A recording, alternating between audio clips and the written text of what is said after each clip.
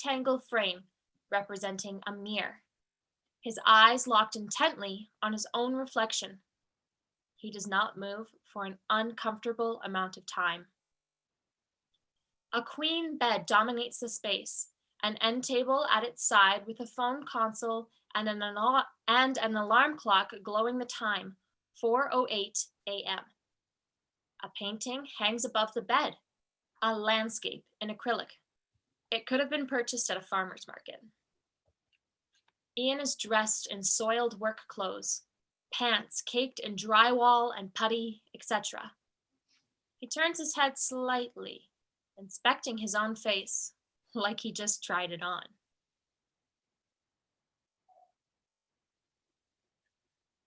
This is what happens.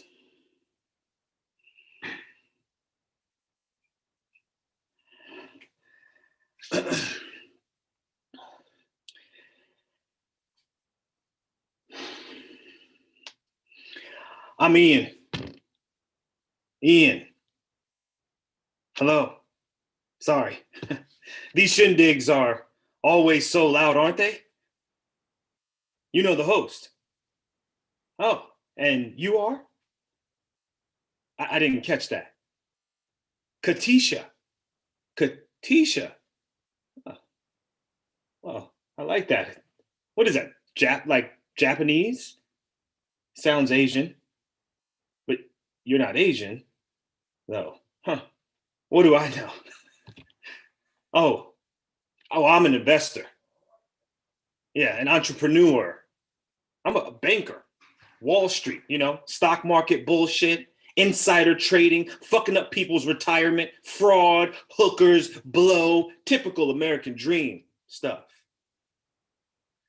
Nah. He begins to undress, discarding his work clothes in a pile.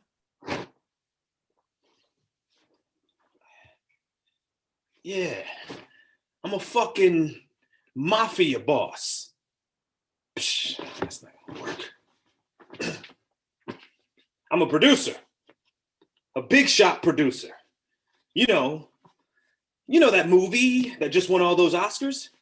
Yeah, I made it. I made that one. Oh, you're an actress. He pulls more fashionable clothing from a backpack on the bed and redresses through. What was it? Allison? No, it was something Asian. Katisha. That's right. Let me refresh your drink.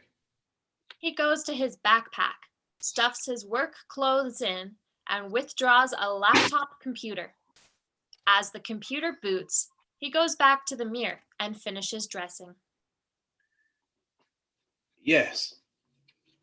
Yes. I got it. Did you not think I could? Did you think I couldn't? Why? Did you think I was some kind of... Well, now you know. He returns to the computer, looks at the screen, fiddles with the mouse pad. He reaches to the bedside table and turns on the lamp to read a card that sits beside the phone, referring to it as he types.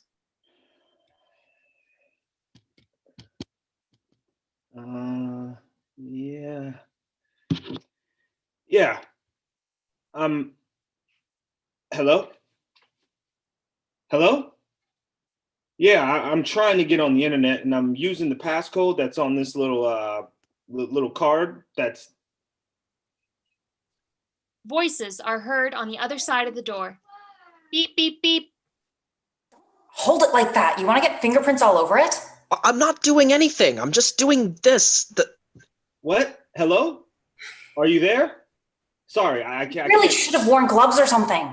I did. I took them off in the van. Just shut up, okay? Just open the door. Beep, beep, beep. Wait, what? It's not working. You're doing it wrong. There's only one way to do it, dipshit. Is this the wrong room? Are you holding the card the right way? Look, if you just give it... Don't! Ow! Seriously, just keep your hands on the... Stop! Beep, beep, beep. God damn it. I'll call you right back in a minute, all right? They coded it wrong. Just let me do it. Don't set that on the ground. What's wrong with you? Just open the fucking door. That piece of shit, it won't work. Ian yanking the door open. You both retarded? Victor is carrying a rectangular object in a large garbage bag under one arm and a duffel bag in the other. They enter. Shouldn't say retarded. I mean, you shouldn't act retarded. Dude, come on. How long have you been here? A while. But I forgot to scream and shout in the parking lot and draw as much attention to myself as possible. So thanks for taking care of that. How long have you, or did your keycard work? Yeah, first try. Piece of shit. It's the user. I'm gonna break your nose, Victor. I swear to God. Hey, where should I put this? Let me see it. He hands it across the bed to Ian. Ian pulls back the garbage bag, revealing another rectangular frame, similar in dimensions to the one hung above the bed. No problems? Easy. Just He pulls a small crowbar from his bag. No alarm, right? You said there wouldn't be. I know. And you didn't hear one, right? No, you were right. No alarm. Why is it so dark in here? Seriously, Ian, you should live in a cave. wouldn't be any worse than this place. A shithole. You didn't splurge for like a discount in or something? We're not on vacation. Write it off as a business expense. How long do you guess? I won't know until he calls. Maybe a few hours. Well, that's what the beer is for. He pulls a case of bottled beer from his bag. He tosses one to Ian, who discards it on the table immediately. I brought you something stronger if you prefer it. After. Bling. Victor. Vic! that- Jesus! Your fucking phone?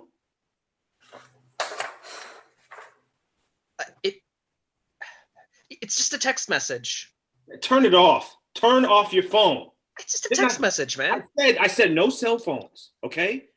We don't want nothing that can be traced to a location or a person. Why do you think we're here? A motel with free phone and internet. Anonymity. What? None of this stuff's connected to us. So I can't even send a text? No, nothing. That's the point. What was it? A drug deal? Maybe. Oh, God, what else is in that bag? What are you selling Oxy or something here tonight? No. What? If he fucks this up, okay, we're gonna. Hey, I'm not gonna fuck up anything, okay? Look, phone's off, won't touch it, okay? Shit. It's gonna be a long couple of hours. Maybe you should have that drink. Vic, relax, would you? All we do now is wait, so chill. Victor flops onto the bed and turns on the TV.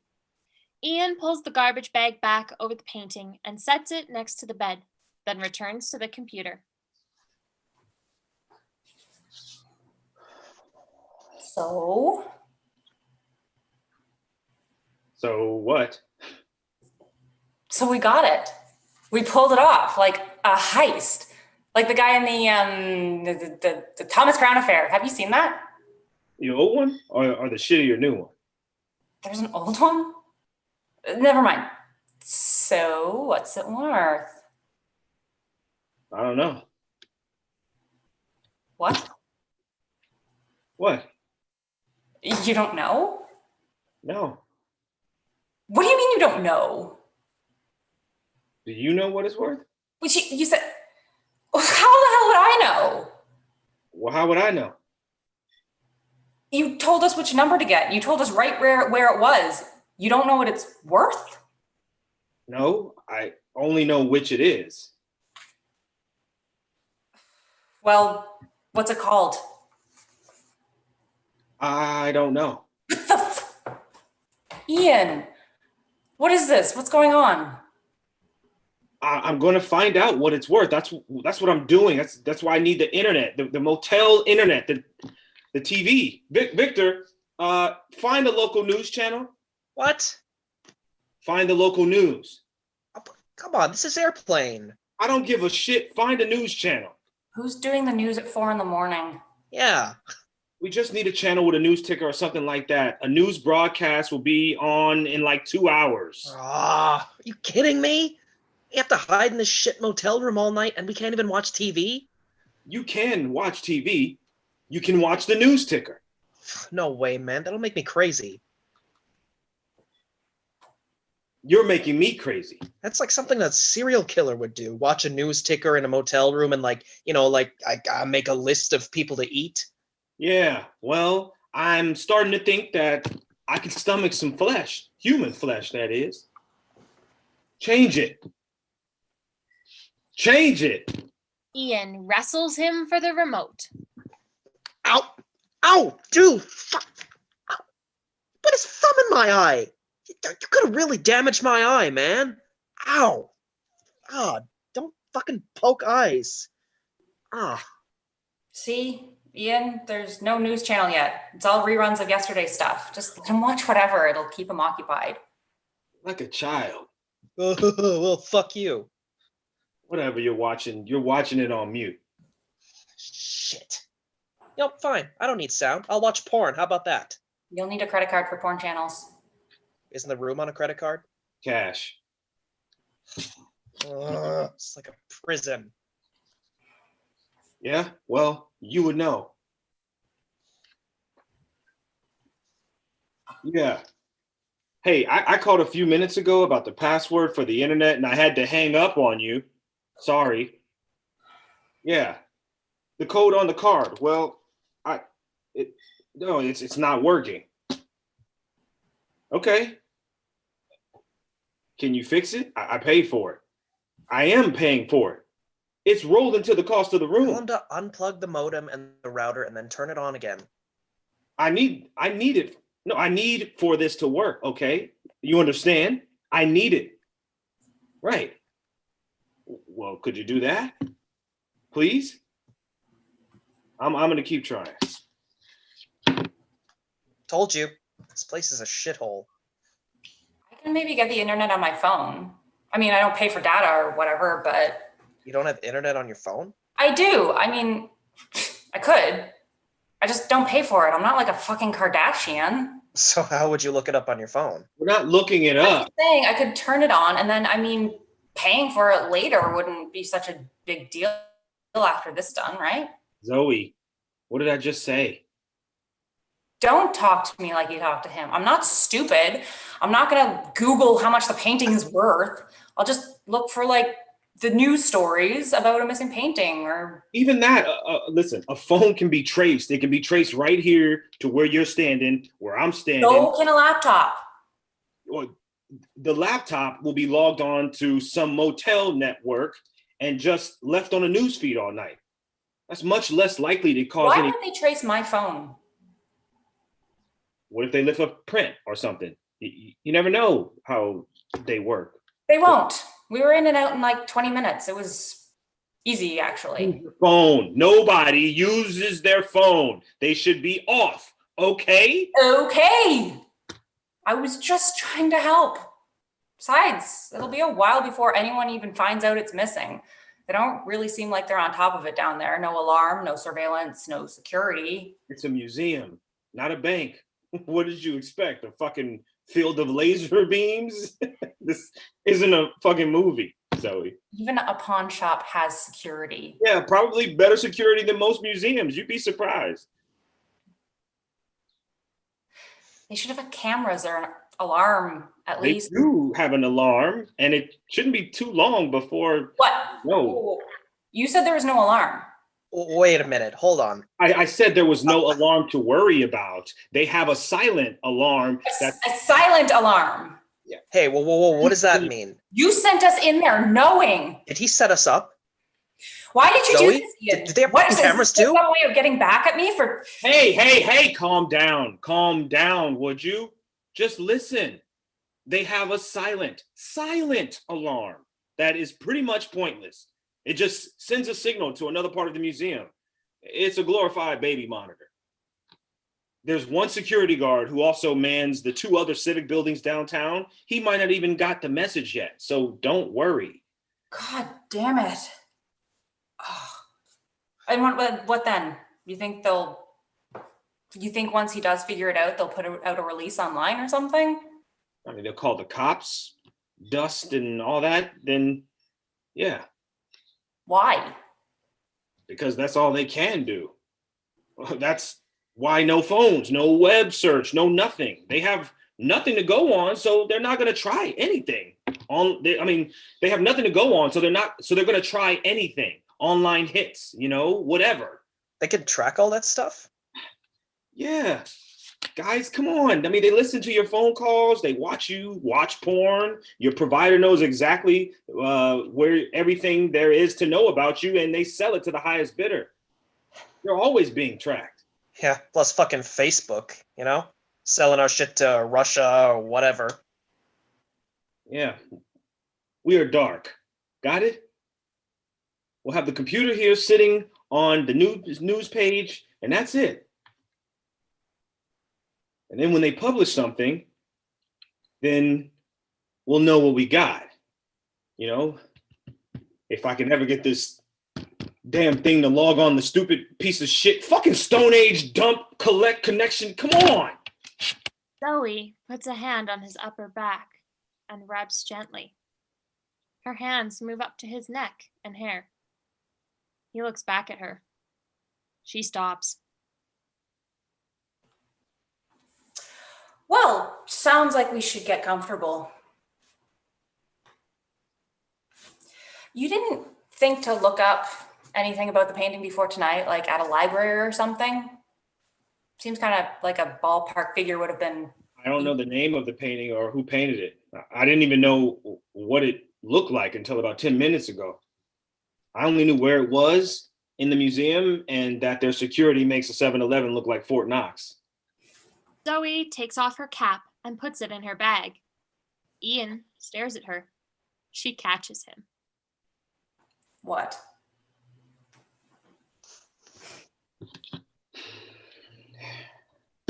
Hey, yeah, me again. Still, no internet. Uh-huh. Well, have you tried unplugging and plugging back in the modem or the router or whatever? Have you tried anything? Could you try it, please? Thanks. Prick. Zoe removes her heavy black sweater. Ian stares. It's late. He's probably trying to sleep.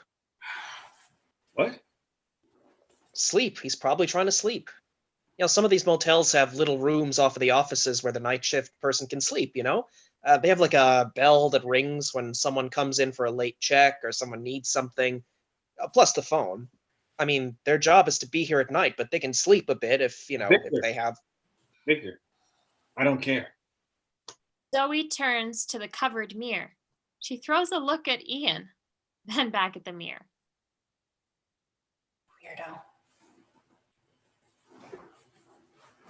Zoe, what are you doing? What do you mean? What are you getting all dressed for? For the guy. For Ian's guy. Why? Victor, you dumb? Some big shot, underground art guy is coming to buy an expensive, You're gonna sit there looking like a homeless person watching porn. I'm watching Airplane. They're not gonna take you seriously. They're gonna know you're just a big trash heap. Me and Ian, at least, will look like we know what we're doing. And surely we won't be drunk. I'm not drunk. And don't call me Shirley. Classic. Victor, would you please mind not cracking open your piss beer over the prestigious work of art over there? Prestigious? Did we steal something from the refrigerator of a kid? What do you mean? It was in a museum.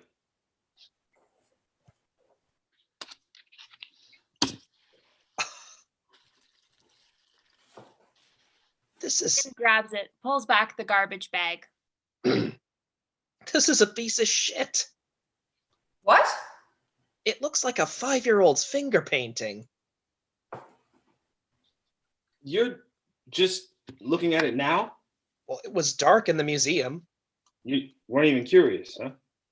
We just yanked it, stuffed it, and got out. Let me see. I had a paint by numbers book as a kid that looked like this. You remember, Zoe? That's what this looks like. You think this is worth thousands of dollars? Tens of thousands. You can't even tell what it is? What the fuck is it? I don't know. An old town and some people, looks like. A fire or a sunset, I guess. Oh, there's people in there? Don't touch it. Ian sets it on the bed, right beneath the landscape painting hung above it. He steps back. I can't believe that piece of shit could be worth that much money. Well, it's a style, you know? Yeah, it's like what Picasso painted, right? They were all weird looking too, but they're like worth a shit ton. Seriously? That's art for you. Man. Look, at least with this one, I know what it is. Yeah, you got, a mountain, you got some trees and grass and shit. Probably like a deer and some rabbits living up in there. Like that. What is that? That's an animal right there, I think. Where? Right there in those trees a bit. I can't tell. It just looks like blobs of color when you're looking too close. I don't think the painter even knew what it was. No. No, look, right there. See, it's like a cougar or something, a lurking cougar. What? That's nothing. It's just globs of color. Ah, it's a lurking cougar. See, those are eyes. No, maybe. Yeah, I think it's a coyote. See, Zoe, it's a coyote. Okay. Yeah, I saw one here in the city the other night. A coyote lurking. They come down out of the mountains when there's not enough food for them. They kill people's dogs. You didn't see a coyote. Yes, I did. It was just walking down the road at night. It was a coyote, a fucking big one. This guy I knew, his dogs were killed by a coyote right in his backyard. There's not enough food for all of them, so they come down. They get risky. See, if you paint a coyote, I know that's what it's supposed to look like. You said it was a cougar. But this, I don't even know what this is. I feel like I'm on acid when I look at it. I don't know. I kind of prefer the weird one to the landscape one. What? Why? What do you like about it? I didn't say I liked it. I just said I like it better than that one. That one's boring. I didn't even notice it until you pointed it out. The real question is, do you really care about either of them? No. No. Then who cares what they look like?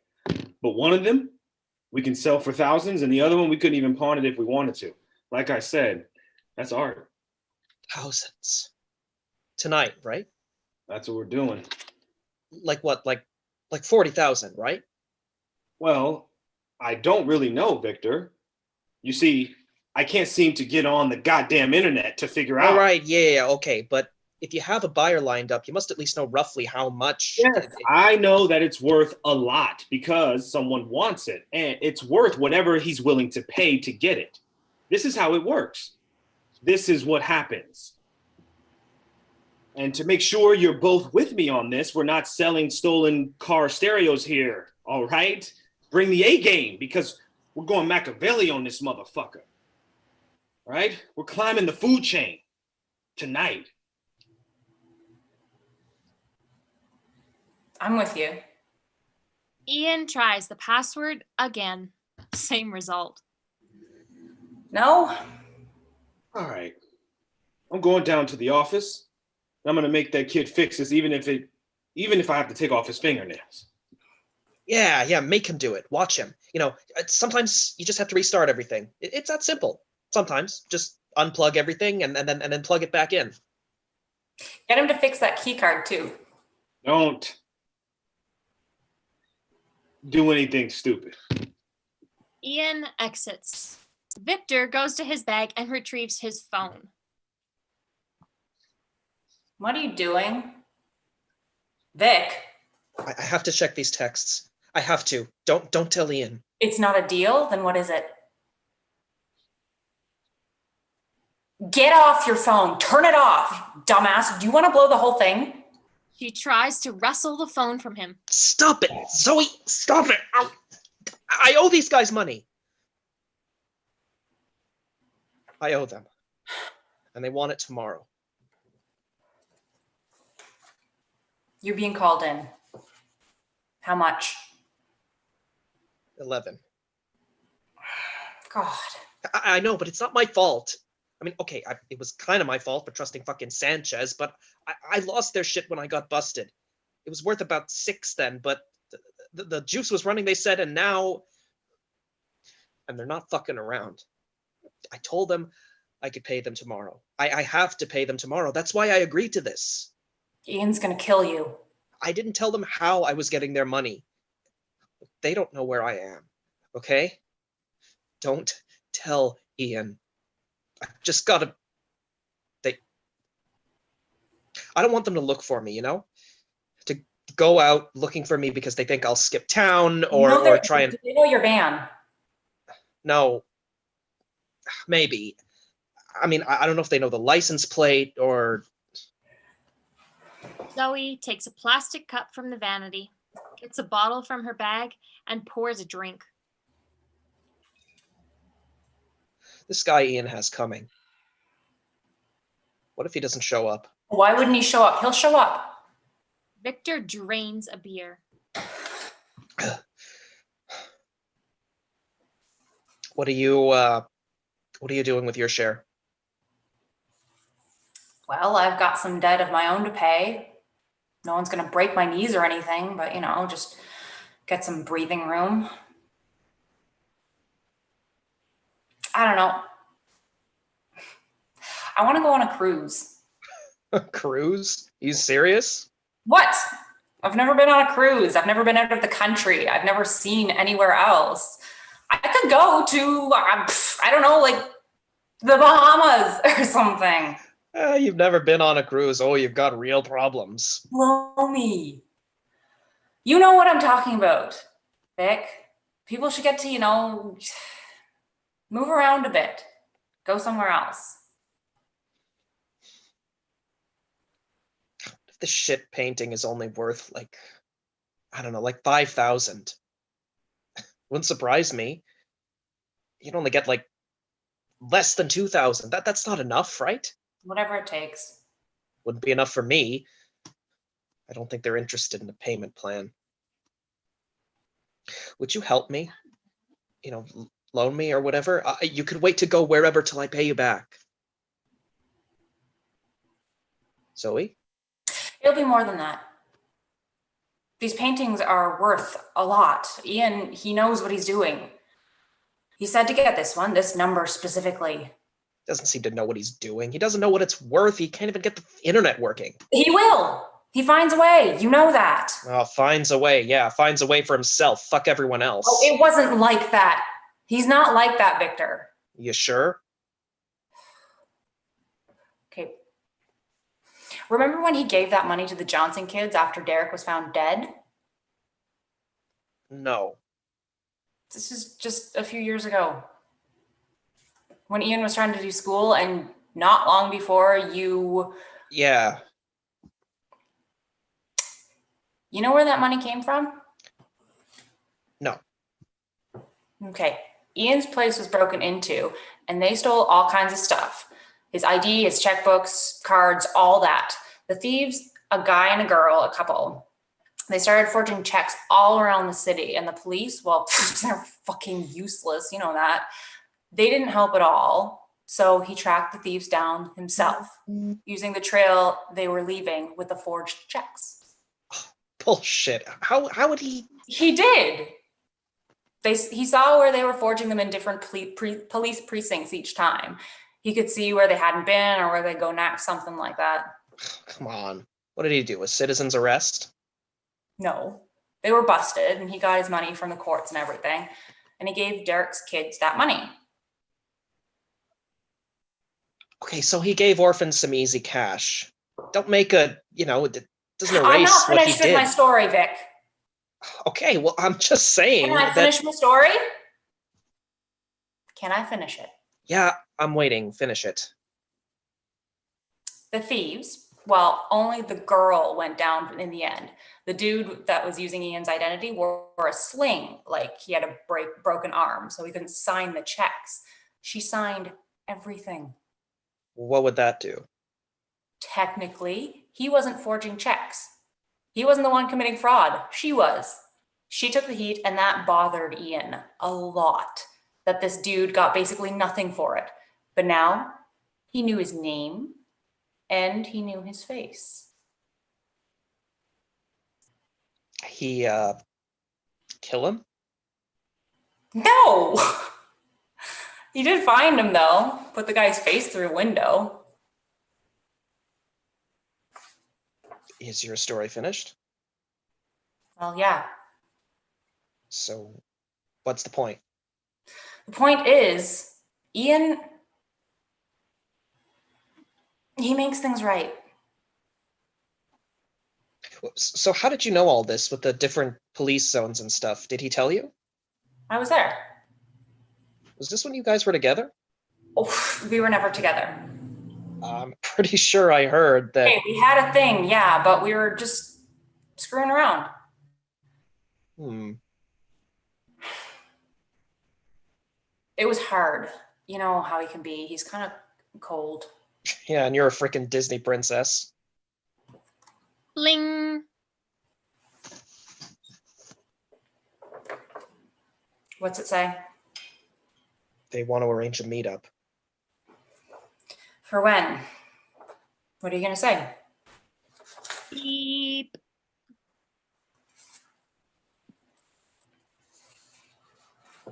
The kid was like half asleep. Probably has another job in 2 hours or something. Still, Oh, the key card works now? there was nothing wrong with the key card. I told you. Is the internet working? No, I mean, I don't know. I'm trying. It's slow. Oh, shithole. Did you type it right? There we go. Finally, nice. Oh, you got it? Does it say anything about? Doesn't look like it. Not yet. All right. Listen. So this is what we're going to do. We're going to keep the newspaper website on Channel 2's page. That's it. And we will just refresh these 2 pages. We keep our eyes on them until they announce what we've got. Yeah, these rich pricks spending all this money on shitty art you can't do nothing with. They'll probably pay more than it's worth, right? I bet he would. I'll bet. Victor retrieves the TV remote and changes the channels, looking for a news broadcast. Okay, what am I looking for here? Like CNN? Oh, now he's cooperative. Like C-SPAN? C-SPAN? No, something local. You know why it's called the news? It's actually an acronym. North, East, West, South. That's what it stands for. Where'd you hear that? It's true. Did you find a station, Vic? You know, I should I should probably move the van. What do you mean? Well, don't you think just, like as a just to be safe, I'd move it to a different spot, not outside our room, or move it down the street maybe? It's not going to hurt, right? Yeah, I'll just move it away, just a block or something. You never know. Uh-huh. Then at least the front desk kid can't recognize it if he wakes up or whatever. Or your buyer, what's his name? McKinley? No, that's not it. McAvoy? Yeah, then he can't recognize it or describe it neither, just in case. Okay, yeah, I'll just be a minute. He exits. Probably shouldn't be driving.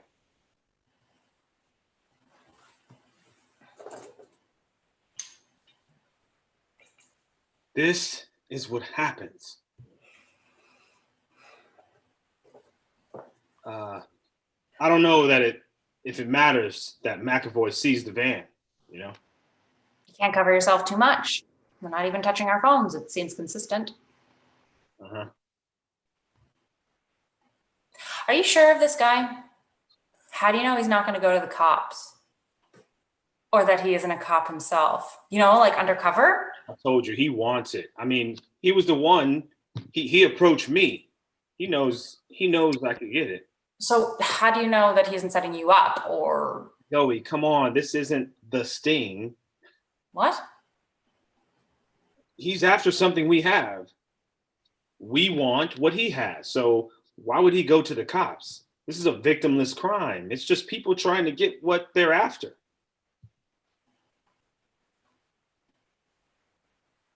Ian. What? You're not going to fuck us over, right? What? Come on. No. Ian, look at me. You didn't tell me there was a silent alarm. You told me there was no alarm. Okay. Okay, what are you trying to say? You think that I know that I hurt you, and I don't know if this is just... Zoe, don't worry about it, all right? It's me. He sits on the edge of the bed, closer to her. I was glad when you asked me. I'm glad that you trusted me to do this. It feels really good to do this together. To go all whatever on these motherfuckers. He smirks. Pause. She puts a hand on his face. He leans into her touch, inhaling. Then he gently pushes her hand away. Listen. Don't touch me like that. Okay. God, you're such an asshole. Oh, come on, I'm just saying, I mean, like, I just don't want to be touched right now. What does that even mean? You don't want to be touched. It's nice to be touched. I was trying to be nice. I don't need you to be nice, okay? That's done. I need you to be... What? What do you need? Consistent? Consistent how? Forget what? it. Let's just stay focused, all right? I am focused, but we're waiting. We're just waiting. We could talk, you know, like we really talk like we used to. You know, you act like everything that touches you is poison. Yeah, well, if something damages you and weakens you, what do you call that? Oh my God, Ian, I fucked up. People fuck up because life is hard, okay? Look at me. Look at where I am tonight. What I've just done. What do I have to do to prove to you that you... I'd fucking love to, but it's not so easy to forget, is it? What? Why did you ask me to do this? To help you. And Victor, you said that I had to bring him. I couldn't be the one to go into the museum. I mean, isn't that obvious? Okay, but why us? You don't need the money? You turn up out of the blue like that. You got a fucking reason. So what is it? Like revenge? Revenge?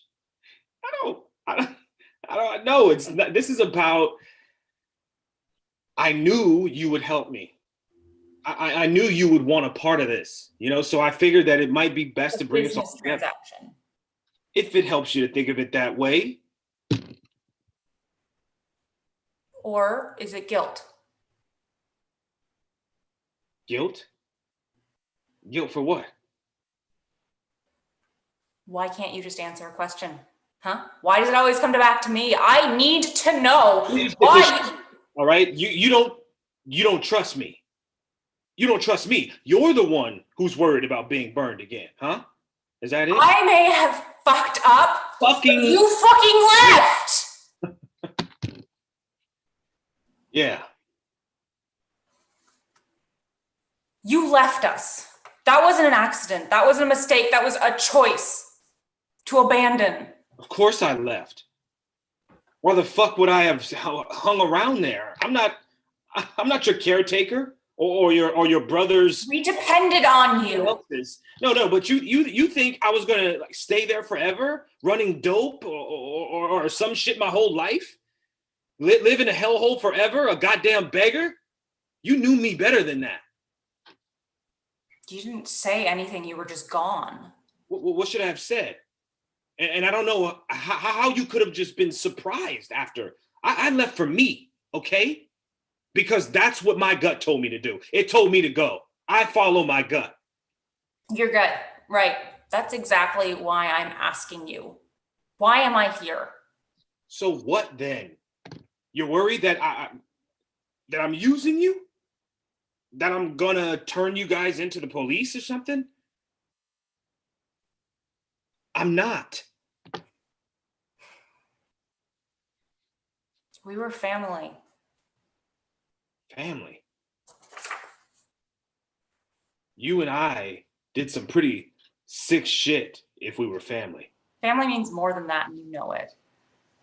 Where you come from, who your people are, what you do to make it, those bonds they're sacred. Save it for your biography. Stop being an asshole. I'm not. We're talking like you wanted. This is good. Why did you ask me to do this? I want an answer. Open your mouth and fucking say it. I asked because I wanted. Look, I needed, or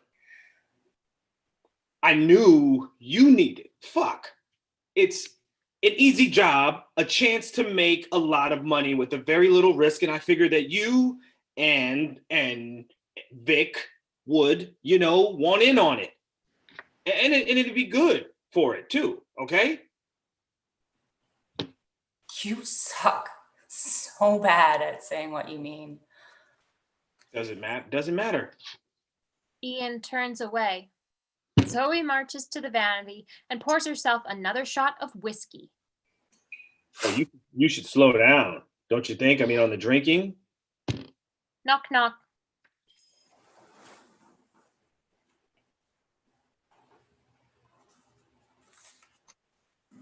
Victor, is that you? Okay, I moved it just down the street a few yards. It's in the dark now. Anything in the north, south, east, west yet? Wait, no. North, east, west, south news. Yeah. Anything yet? No. I don't see any. Victor goes to the painting.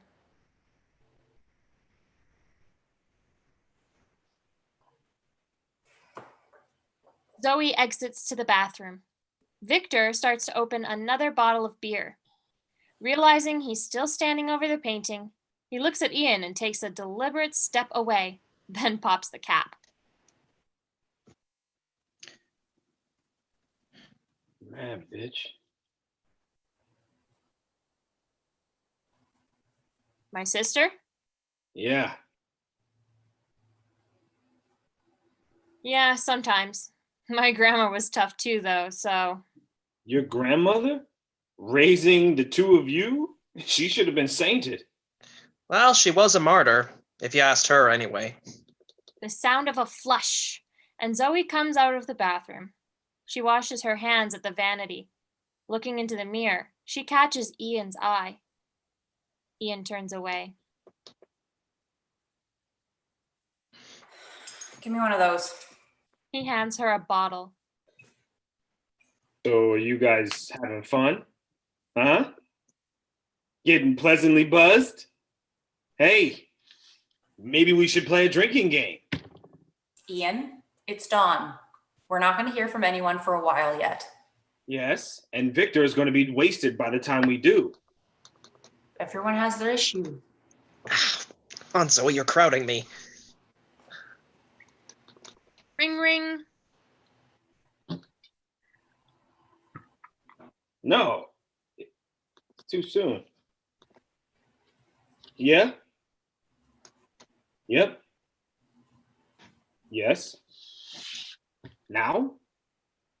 What happened to... Wait. Hold on. You went to the museum? Why? Why would you do? Yeah, of course. Of course the cops are there. Wait, no, no. Listen, there's no. Hello?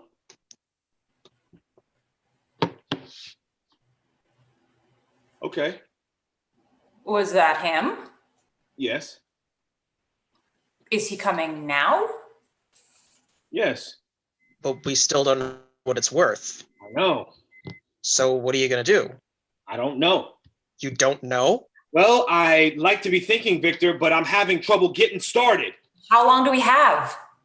I don't know. However long it takes him to get here. Well, where does he live? I don't know. You don't know? No, I don't know. Why would I? So what are you gonna do? We look it up. No, we don't. What the fuck? What the fuck is wrong with you guys? We can look up something, can't we? Nothing. They can trace. I'm telling you, they're going to check for it. On the name of the painting, which we don't have. And I'll be shocked if they even look for that, because they'll probably assume we didn't have to look up the fucking worth of the painting on the fucking internet. Stop. We don't want to start some kind of trail or anything that leaves footprints. Footprints? We've been walking all over. Metaphorical footprints, Victor. Stop drinking. Okay, jeez. We just have to think. All I need to do is get a general idea of what the market value of this thing could be, and then the only way we can find that is to look it up. And we're not in a library, we're in a fucking motel. Shitty motel room. it's nicer than anything you stayed in. Nicer than the state pen. Come on, Ian, the chances of it getting put up on the news before he gets here are pretty slim, if they post it at all. We don't know the name of the painting or the name of the painter. What are you going to search for? We find a way to compare it to something else out there that has a dollar sign attached to it. If the search is, generic enough, it shouldn't matter, right? Like what? I don't know. We search famous paintings. It's not the Mona Lisa or the two farmers. The what? The two farmers. The old couple, the one with the pitchfork. Oh, yeah, that one. Search expensive, shitty finger painting. Maybe art auctions? Think about that. Okay. Colorful village people painting. So you want to search the village people? Okay. Do we know what century it was painted? No. Freaky abstract town nightmare. On acid. Abstract. Huh? Yeah. Just search abstract. It's, vague but specific. They all head for the computer. Zoe wins the race. Ian and Victor crowd around her. Look out. I can do it. You missed the S. Abstract. That's not a word. Now click images. I know how to do it. Ugh, looks like a hippie's tie-dyed t-shirt. Oh, try that one. Where? Yeah, right. Wait. Go back. Yeah, that kind of looks like it. What about this one? Oh, sure.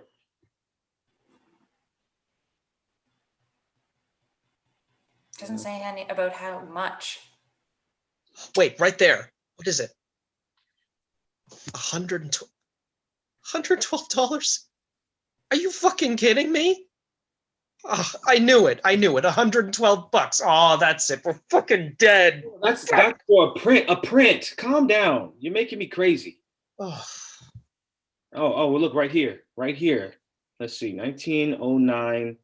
Modern Expressionist. Blah, blah, blah.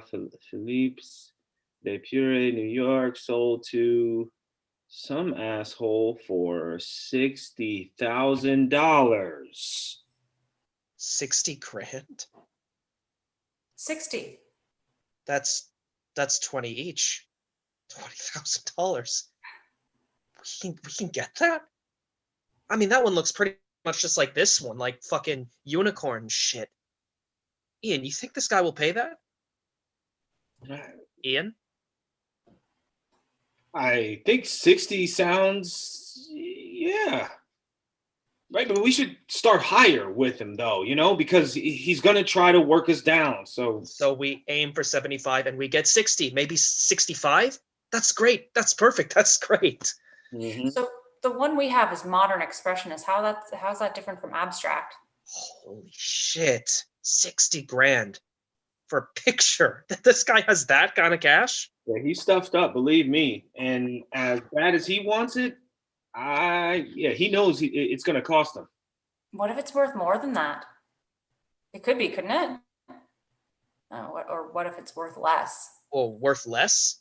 It could be. I don't know. How can you tell with these things? But with the risk we took and what it is, yeah, I think we can make that work. Oh, hell yes. Vic is back, motherfuckers. Ian covers the painting with the garbage bag and takes it into the bathroom. Victor goes to the window. With his back to the room, he checks his phone.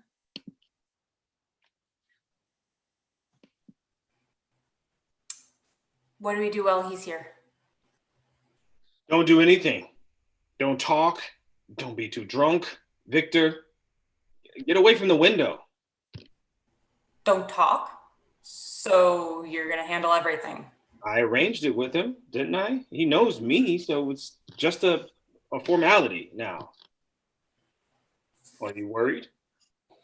You'll be here listening, won't you? I mean, You don't really know this guy. He could be dirty, or he could call the cops. He could have a weapon. oh, I really don't think that this guy. There seems to be an awful lot of guesswork in your plan here tonight. Yeah, right. It's a chance, an opportunity. They're rare and sudden, and yeah, usually a gamble, but that's how we get ahead. You afraid? You? Well, what do you mean, afraid? Afraid of... Knock, knock. Is that him? You open it. Me? Why? Just do it. Vic, you open it. What, does he have a gun or something? Knock, knock. What does it matter who opens it? Here, open it. Let him in. Victor hesitates, then goes to the door and opens it a crack. You Mac... A boy. Boy. Avoy. McAvoy? McAvoy steps slowly over the threshold. He carries a leather satchel on his shoulder. He is demonstrably uncomfortable, a man out of his element. His eyes travel over Victor and Zoe and meet Ian's. Okay, he's alone. There's no one else. I'm alone. Shouldn't I be? Just figured maybe if you had, like, muscle or something. Had what? Victor.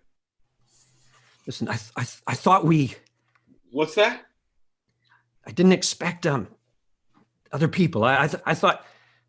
I expected only you, Ian. Right. Well, this is Zoe and her brother Victor. I required their help. Would you like a drink, Mr. McAvoy? No. You sure? You seem like you can use one. I'd prefer not to draw this out. Suit yourself. You required help? To get in and out of the museum, yeah. It wouldn't have been smart for me to be anywhere near the building. And it wasn't smart for you either. Well, yes, but I just... What were you doing? I couldn't help it. I had to see. I only drove by.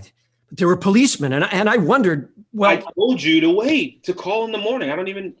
You said yes, but you also said that it was just you. Don't worry about the number of people on my end. It doesn't change the arrangement. The arrangement.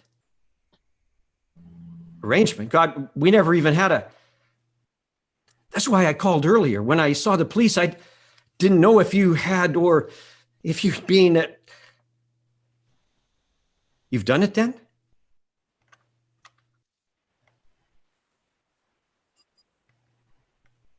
Oh my God. What's his problem? I haven't slept. I've watched the clock all night, wondering until I couldn't take it anymore. I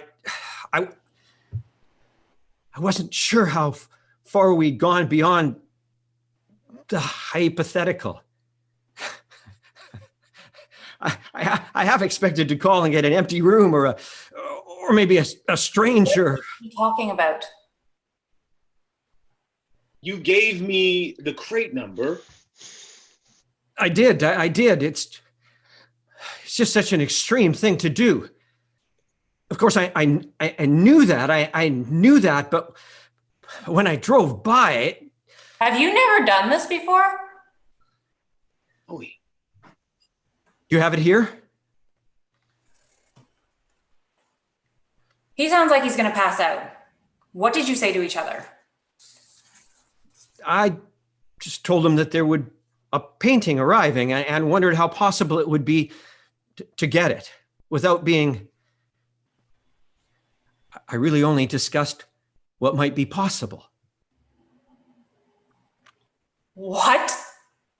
Wait, so you didn't. I didn't know. I didn't know if you would. I didn't know if I believed you that you would actually. Jesus, it sounds like neither of you really agreed on anything. It's like you found each other on Craigslist. we agreed Let me that see it. Aren't you an art dealer? I'm a curator. So you don't sell paintings. I work at the. I do collect and sometimes I broker a deal. Just like you, Vic. Oh, you're trying to be funny But now? this is hardly it. Shut your mouths. Well, not you, McAvoy. Listen. Yes, the things we talked about, speculated on, they have happened. I told you what I could do, and it's done. It's done. Let's move on to what happens next. It's here. Yes, it's here now. It's here. Well, where? Where is it? You'll see it. Oh my God. Are you sure you're open to the right case? The right one? Yes. Number 32. 32, yeah. Who painted it?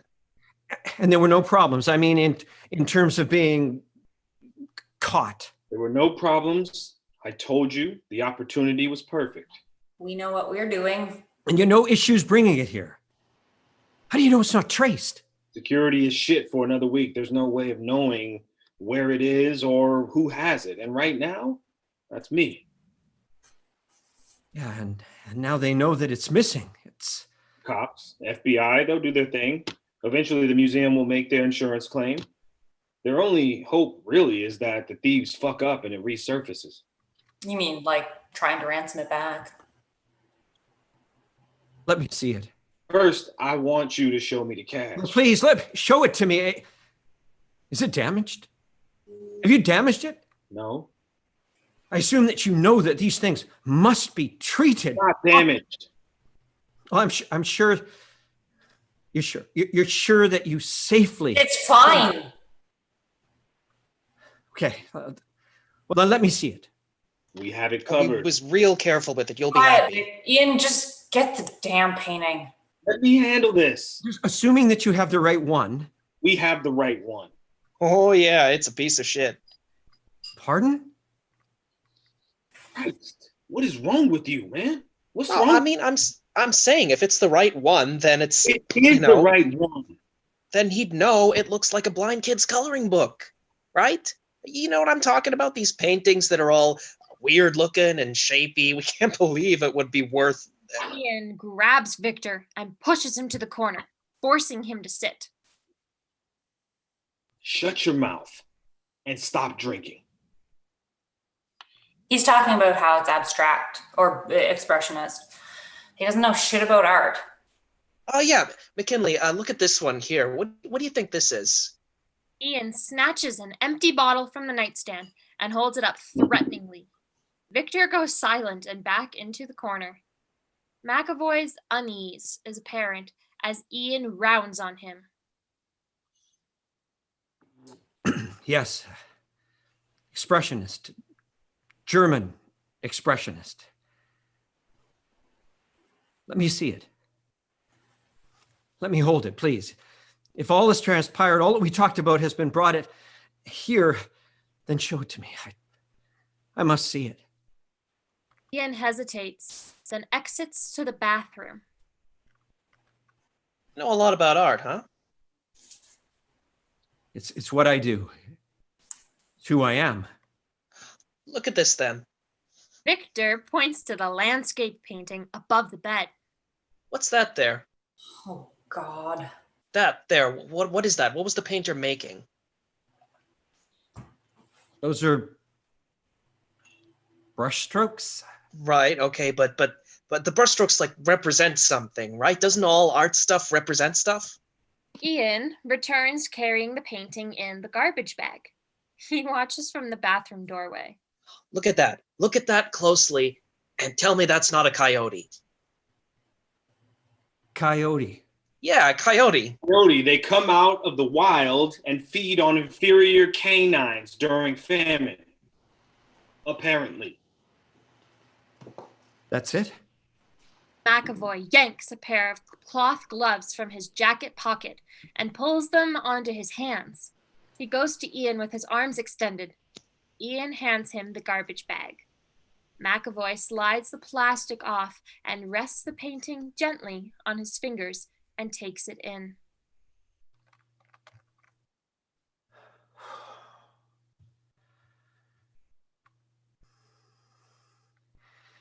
It's the right one.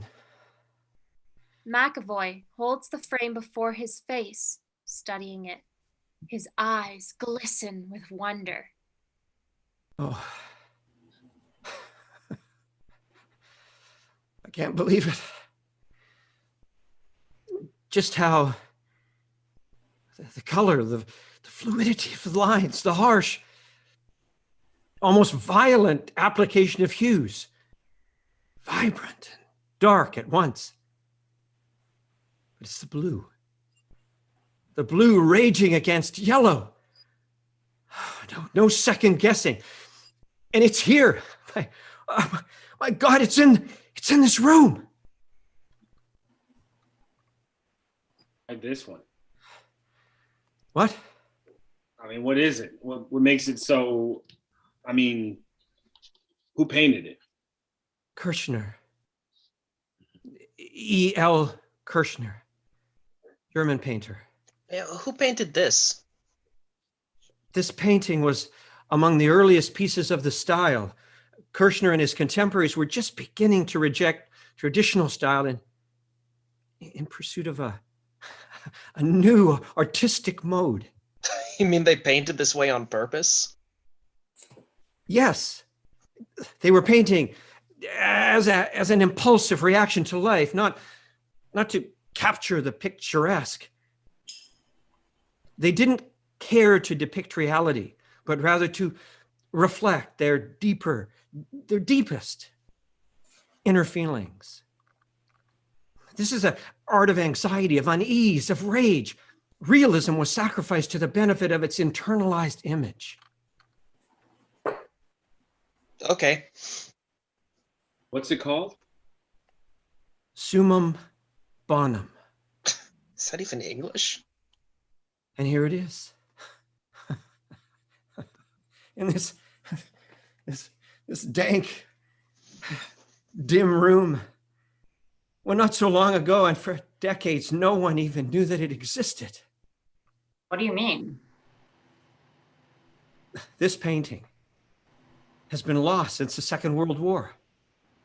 All the paintings in the exhibit, they were recently discovered in the apartment of an old man, the son of a German officer. Hundreds of pieces that the Nazis had branded degenerate. Brandon, what? Degenerate. Whoa, wait. Nazis painted these? No. No, Nazis stole them from the painters, from the galleries, from their owners. They destroyed, confiscated, or sold abroad art that they considered a threat. And in what might be the most severe display of jealousy and spite that the modern world has ever seen. Hitler was a failed painter. What the fuck? There were dozens of crates in that shit, man. I mean, we could have had taken any of them. Were they all degenerate art? All degenerate? So they all suck? I'm sorry, suck? We mean if they're degenerate, does that make them worth less? If anything, it makes them prized all the more, but... Why number 32? And why only this one? I mean, you could have had like tens of them. No, wait. Don't mistake me. I'm not interested in just any piece. I'm not some criminal art dealer. Yeah, that's for sure. Would you stop? This isn't a fucking movie. This piece, this is the only one. The only one, you see, that I would go to such lengths to acquire. Not for any kind of monetary justification or some sort of prestige associated with possession, but for reasons that, motivations that I doubt the three of you could comprehend. What do you mean by that? I wouldn't be here. I wouldn't have thought of doing this for anything else off the wall. This is the only one that I would even think. I get that, but why? I'm not interested in the price. I am. Ian holds open the garbage bag. McAvoy reluctantly places the painting inside.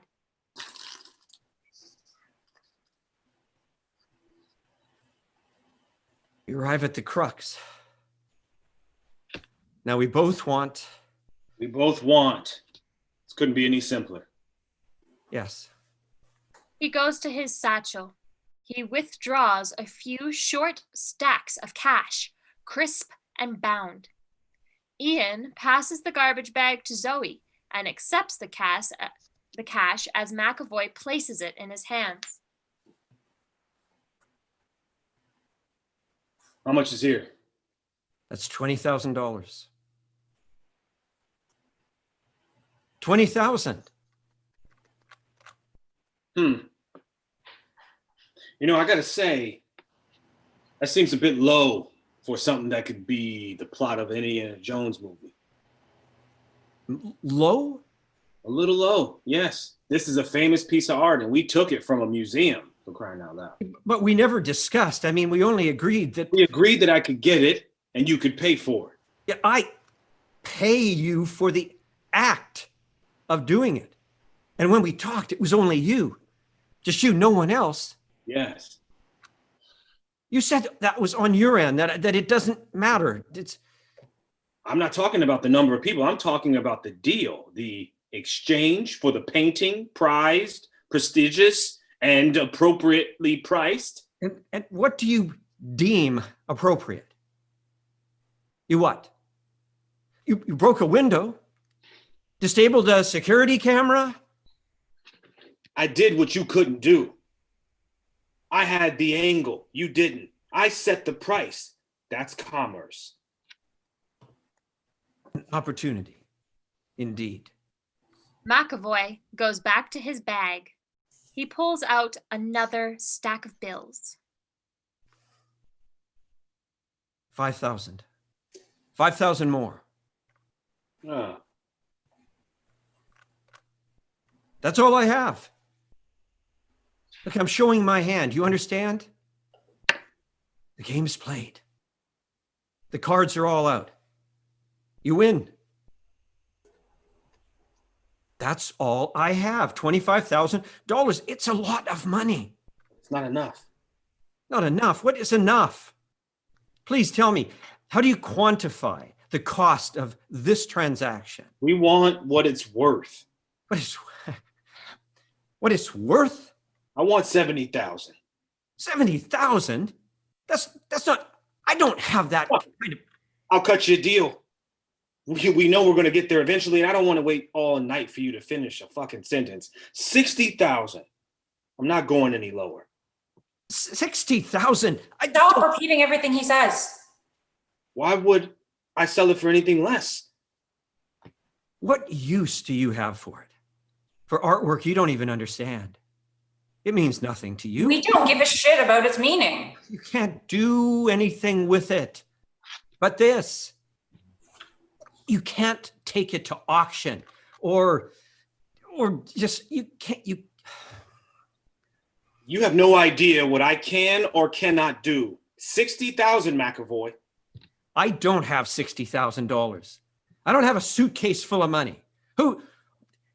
How did you expect? You had a bag of 25 grand. I don't have it. I don't know what you expect me to have that kind of liquidity, but I just. Maybe it was the fancy words. Look, I'm telling you, this is all I have, $25,000. Here it is. It's cash. And as you said, everybody gets what they want. Everybody gains. No one loses. I lose $40,000. We lose. Please. I don't have it. I need that painting. I can't. And think about this. You've stolen. You've taken from powerful organizations. Do you want to carry that around, looking aimlessly for the right buyer? Is it worth that kind of risk? I mean, you could walk away now, richer, having troubled yourself little beyond the cost of a cheap motel room and a few cases of beer. There's no guarantee that you will ever find anyone who can pay what you want for it. And if you do find someone like that, rest assured that they will have the ability to take it from you. And the longer you hold on to it, the worse. I needed your help. I'm trying to pay you for your help. I'm paying you all I can. It's all I can. Look, I'm begging you. I'm glad you got a good look at it. Because that's all you get. No! Get out. No, please, Ian, no, please listen to me. Ian tosses the money back to McAvoy, most of it slapping against him and falling to the floor. McAvoy struggles to pick it up as his eyes are on the painting in the garbage bag. Victor dives to the floor and begins to gather the money stacks. Ian, listen, no. Please, listen to me, Ian. Victor kneels, holding the money, staring at it. Zoe grabs McAvoy's bag and takes the money from Victor. She slams the bag into McAvoy's chest. He fumbles with it as Zoe pushes him towards the door, stepping over Victor. Please, just listen to me. Good night. Zoe opens the door. I'll get it. Say it again. Give me some time. I'll get it. Damn it, I'll get it. How much time? Couple of days. You said tonight. I could be gone in a couple of days. Ian, you said 60,000 tonight. A day. A day? I can't. 24 hours. Zoe, what? That's not enough. 24 hours, 60 grand, and it's yours. McAvoy stands on the threshold of the open door, looking hard at Ian. I thought you were something different. Well, now you know better. I'll come back. I will. Don't leave. McAvoy exits. Zoe closes the door behind him. Fuck. Yeah, he'll get it. What if he doesn't? He said that's all he has. Yeah, but he can get it. He said that too. How did you know he would? Call me an optimist. You can always count on greed. So what the hell do we do for 24 hours? Wait, sleep, whatever. He really threw me with that Nazi degenerate stuff. Makes it sound like no one would want it. That's art. And you knew he'd get more. Or you guessed? Went with my gut.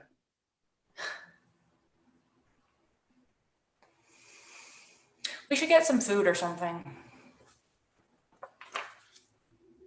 Vic. What's up? Huh?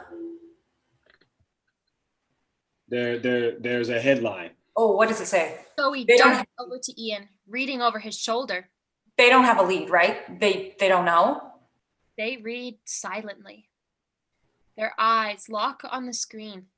Then their heads slowly turn towards each other. They share a look. End of Act 1. Act 2. Light isolates in the downstage frame, where Ian stands looking through it. He is dressed in his work clothes. He looks over his shoulder, then back out.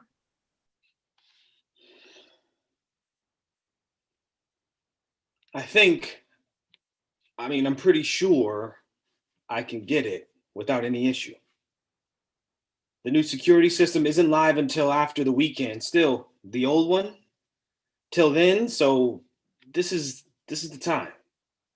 Still, the old one till then, so this is the time. Do you know the crate number? I mean, is there any way to know the exact crate for that one? Because, it's just going to sit there for 24 hours to acclimate. Just sit there without being opened. 24 hours before anyone ever touched the box. So I assume you have some kind of, itinerary, a list with the numbers and all that? Yeah, okay, a manifest, right. Then yes, I could. And if I did, and there were no problems, you could just call a hotel room number. Here, listen, we never exchange personal phone numbers. I don't know where you live. You don't know where I live. We just pass in a night. We make a deal and it's done. We could. Depends on you. How bad do you want it? And if you know the number of the crate, I'm here again tomorrow doing the wiring, but after that, electrical is done and I'll be done here. You'll never see me again. So, tomorrow, if you give me the number of a box, I'll give you the number of a hotel. And we'll just see what happens next. The lights fade, and Ian vanishes. The motel room is dim, lit only by the lamp and the light that spills in through the window. The clock glows, 9:20 a.m. Empty bottles are scattered around the room. Zoe is asleep on the bed. Victor is on the floor, a visible mess. He has not slept and has not stopped drinking. He is damp with sweat. His breathing is heavy, and he sobs and sniffs in intervals. He holds his phone in one hand. The light of it illuminates his tired face, shining in the tears in his eyes.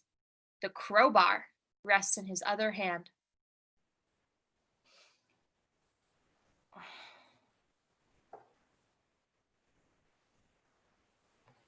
What are you doing?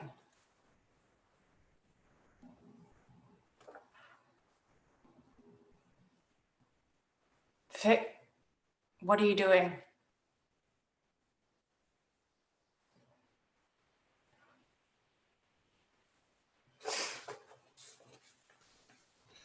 I'm fucked, Zoe.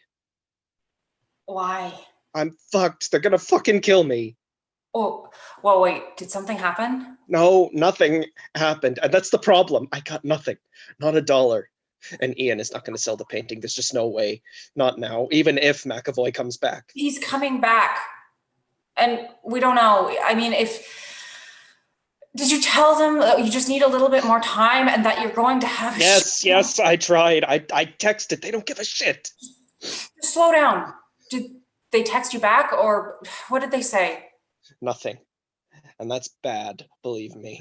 We don't know that yet. I'm getting nothing, and they're gonna be looking for me. They're looking for me, and they're gonna take it out of my fucking blood. Well, they don't know where you are. They'll find me. You think they can't find me? They They know how to won't. Not find me. tonight. And we can think of something. We can just change the plan. We can.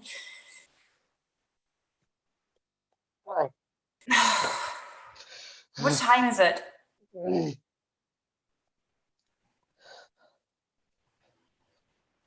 What if I turn myself in to the police Turn yourself in. for stealing the art? Confess, you know. Why? They'll arrest me. They'll take me in, and I'll be. They'll I'll question you. They'll want the painting, Vic, want to know where you put it. What do you think they'll do? I'll protect you, both of you. I won't say. No, you're not turning yourself in. You want Ian coming after you instead? You need to calm down, okay?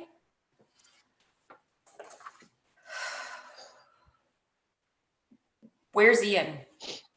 This whole thing is broken. It's broken because of a stupid, ugly, stupid shit painting. Something summon boner. Summum bonum. Whatever the fuck that means. I can't believe it matters this much. A fucking picture. Just because of Nazis. Why is it always like the Nazis? Whenever people are obsessed with something and something bad happens, they always say that's like Hitler or it's like the Nazis. Like on the internet, if someone's being racist or an asshole about politics or money or something, it always ends up being like the Nazis. Yeah, but this wasn't like the Nazis. This fucking was the Nazis. These cartel assholes are like Nazis about their money. They're gonna murder me like the fucking Nazis. Oh God, Vic, you need water. Goes to the vanity to fill up a plastic cup. I need money. She brings the cup over to Victor. He takes it with both hands and drinks. Zoe picks his phone up off the floor. Looking at it. You texted them. Again. I mean, Can they track this? What? I mean, is there some way to know where you are or roughly where you are because of your phone? I don't know. How would they with my phone number? I don't know. Like Ian said, these days there's no way of being hidden. Everything's connected. They're always, the government listening to your phone calls and stuff. They're not the government. They're the opposite of the government. I mean, you know what I mean. Have they been calling or messaging you or? They've gone silent. Maybe turn it off. Or get rid of it? Just turn it off and drink more water.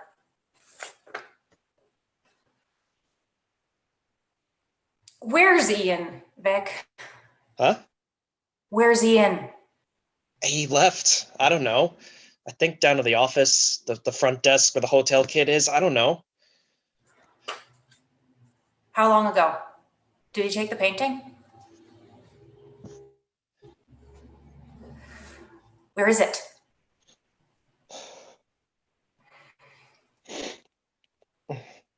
Have you eaten anything since yesterday?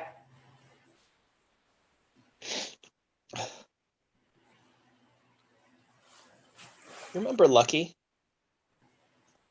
Lucky? You mean your dog? Yeah, Lucky. The mangy one you had when you were little. Yeah. Sure. What about him? I don't know. Just. Oh, he was I a don't know. good dog. He was a little bastard. Crazy fucker. He'd snarl and bark at people, chase anything that moved, tried to bite. Not at you, though. He was that way because Grandma kept him chained to a rusty pole in the yard. Oh, yeah. Mean bitch. Lucky? Thought he was a boy. Oh, you mean Grandma? Should have let him in the house. He could have slept with me. Well, I don't know about that. But they're not supposed to be chained up like that. But he was wild. He would have bitten someone. Maybe the little kid. No, he wouldn't have. I could have trained him. Oh, yeah. Right. Victor, you train him? Yeah? What? What do you know about training dogs? And I don't think that dog could have been trained. Jesus, Zoe, I could train a fucking dog, okay? Why do you always talk to me like that? I'm sick of it. I'm not a fucking idiot. I'm sick of everyone talking to me like that. I'm sick of it. I was just saying. I'm fucking sick of being pushed around. Well, we all are. I love that dog. I could have taken care of him. Isn't that why we got him in the first place? I'm not a fucking idiot, okay? I'm not stupid. I know. And I'm not always wrong either. You think I'm wrong about everything. No, But I I know- don't. I know some things. I don't think you're always wrong. And that is a fucking coyote. Okay, it is. God, fucking chill.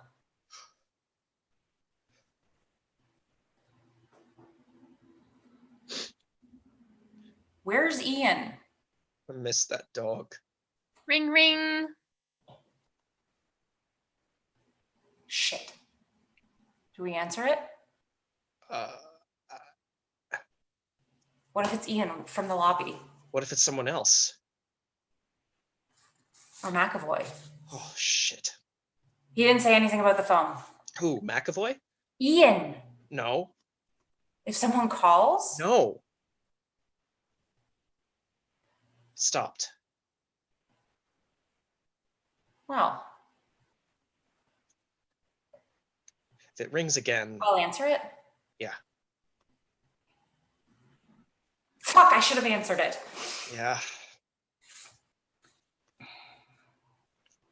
Wait, you don't think that it could have been? What? No, there's no way. What? Nothing. Just, if it rings again, let me answer it. Beep. Where did you go? I was checking us out of the room. We're getting out of here. We're leaving? Yeah, we've been here long enough. Wait, what about McAvoy? What about him? He's coming back. He expects to finish the deal. Fuck him. He used us. We knew he was using us. That was the point. He didn't tell me what the painting was, and he made it sound like it was a smash and grab job. It was a smash and grab job. No, it's not like we broke into a store or stole a car. In our ignorance, maybe because of it, we stumbled into something bigger, into I don't know, like a different level. Oh, what? We caught a break. We caught that bit of fate, that kind of lucky chance that you can't buy or work your way into. We caught it by accident. We have to use it. Yeah, for 60 grand tonight. That's pretty damn good, Ian. What else are we gonna do? Put it on eBay? I don't know exactly, but I'll figure it out. Everything's different now. No, it's not. Look, McAvoy is coming back. You are sure of that. If he comes back and we're not here, what do you think he's gonna do? Call the cops. He knows our faces, our names. He also can't say shit without incriminating himself. That's a big risk to take after you full on fuck him over. Let's wait just for a bit more. I mean, it could be hours, and I don't really want to. The phone rang. What? When? Just before you came in. Was it him? We didn't answer it. Why not? We didn't know if you would want us to. He's the only one who will call. Who else would call? So he's coming, he's on his way. And what about the painting? What about it? You gonna at least talk to him about it? You said you didn't want to take it home. Yeah, that was before. Yeah, I know. But McAvoy can't pay more. We've already driven him up as high as he can go. So just take his As money. high as he can go. What are you gonna do then? Hang it on a wall or hide it under your mattress? The longer that you hold on to it, It's the almost bigger. been 24 hours. All right, they've announced that it's missing. They got nothing. It's lost.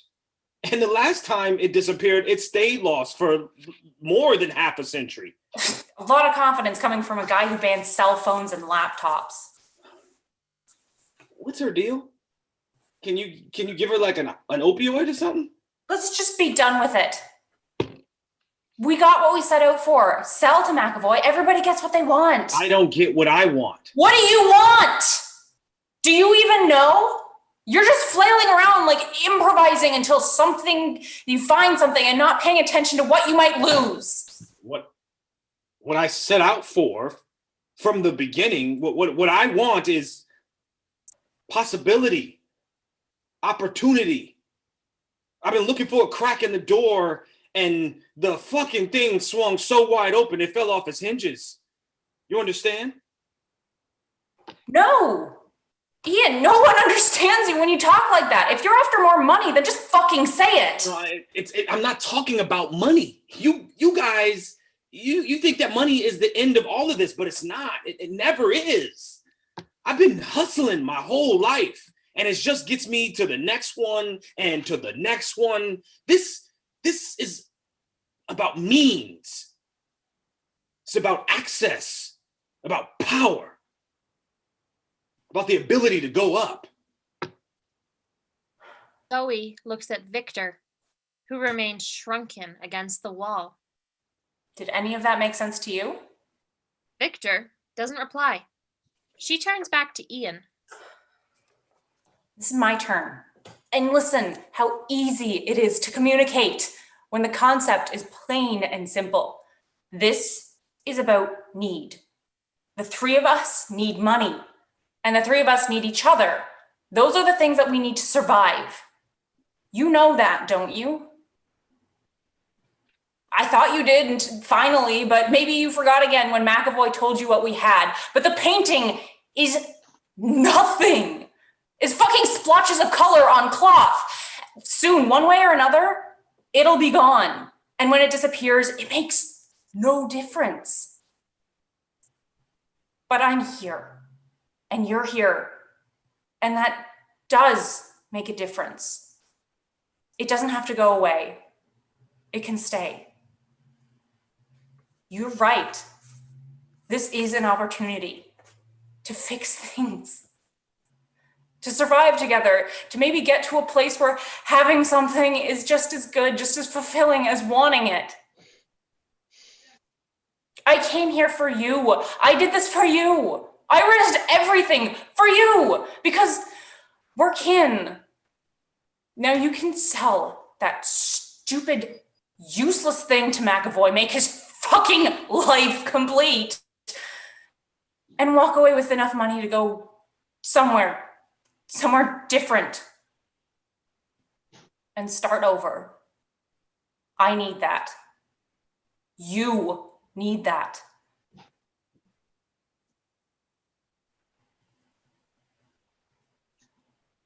Zoe. You need me. The question is, do you know it? Do you finally know it? If you do, you will sell that painting and we'll be unstuck. If you don't, this is it. This is the last time we see each other. This isn't a hustle. This is the goddamn truth. So you make this right.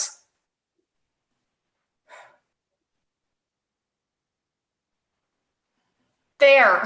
See how straightforward that is? Knock, knock. Well, what will you do? Ian.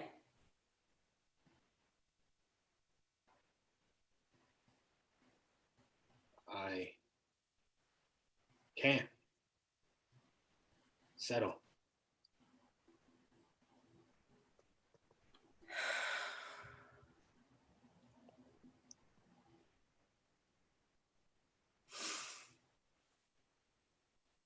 We'll be outside. Wait, what are we? What do you mean? Why? Come back. Opens the door. McAvoy stands there with his bag clutched tight to his chest. Well, thank Pulling God Victor, you're still he here. slips by McAvoy at the threshold. Thank God Move. you're still here. McAvoy steps into the room, and Zoe pulls the door shut as she and Victor exit. What's going on? They're I don't know. Forget about them. There. 60,000. There it is. A significant portion of my retirement. Your retirement. What a tragedy. Take it. Please, just take it and give me the Kirshner. Where is it? What's your rush? My rush? My rush is to complete this before it's to part ways, both satisfied and never having to see or speak to each other Look again. at something. Take the money. Let's be done with this. Well, put your hands down. All right, look at this. I don't. What? You don't read it? It says there is no internet connection. You can diagnose the problem by. God damn it! This fucking piece of. Okay, all right. The internet is just this fucking piece of shithole. It worked earlier, all right, and basically it was a breaking report. It was published by the Times site earlier this morning. You know what it said? What is it? Did they find something? The police are they on? No. I don't know. What? Summum Bunham. E.L. Kirshner. $24 million. 24 million. And 60,000 was some kind of outrageous demand. Yes. And do you know just how subjective that number is? An artwork's monetary value is determined by comparing it to other artists that are in the same. Was it the most expensive one? What? The Kirshner. Was it the most expensive of the lot in the crates? No. I don't know. That doesn't matter to me. You knew. You're the curator. You know what this thing and I only knew as much as anyone could about a piece that had vanished from sight and memory, a piece that was seen by so few before it ever disappeared. So you're telling me you had no idea? You knew all about the artist and the history of the painting, but you had no clue that it was worth a fortune? Well, no, I mean, No? What it's worth. Did you fucking know? I knew only what my grandmother told me. What? What? I knew how it was taken, how it was loved and loathed and lost altogether. It could have been ashes like so many others, but then by this most unlikely event, a miracle really, it's discovered unscathed. What did your grandmother have to do with any of this? I'm talking. It was hers. It was hers as a child in Dresden. Jesus, you gotta be fucking shitting me. Oh, please listen to me. She could describe it to me in every brushstroke, as I asked her to do many times. To her, it was precious as it was, only it was as it was. It didn't need an appraisal. It didn't need prestige. It was innately beautiful. I don't. Then the world changed, and the fascist machine churned and devoured all the beauty and humanity within its expanding reach. And those men operating the machine feared that beauty could inspire, so they sought to extinguish it, or they would use it and leverage it until it was sapped of its virtue. And if that is gone, then what are we? Kirshner killed himself. The painting was seized, and my grandmother thought it gone forever, with so much else. Well, how did it survive? By its own merits. An officer, some mid-ranking footnote, he kept it for himself and hid it with others. Was he an art lover, an opportunist, a soldier of fate? Who knows? But those pieces gathered dust in an attic in Austria for decades. And that is to me an unfathomable miracle.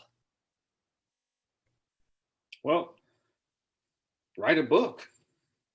Ian, please. The painting, it's more than that. It's more than just pigment and canvas. You see, it is blood. It's a feeling. It is hope and despair. It's humanity at its basest and its most glorious. It is Kirchner. It is refugees and prisoners and graves. It's my family. It is mine. Then why wasn't it returned to you, to your family? Isn't there some way that the historians or whoever can trace? No, these pieces, their provenance is undocumented. It's impossible to prove. They'll show for a short time while their rightful ownership is contested, and then they'll be auctioned off or traded to dignitaries in exchange for favors, stolen again. Traded. To the rich, to the powerful. And it may yet be damned as spoils of war. That is why I had to get this exhibit. I had to find a way. All right, listen, man. Why can't you understand this? The feeling of violation, the indignity of being robbed of something that is rightfully yours. The impulse to fight for what was taken for you before you ever even had it.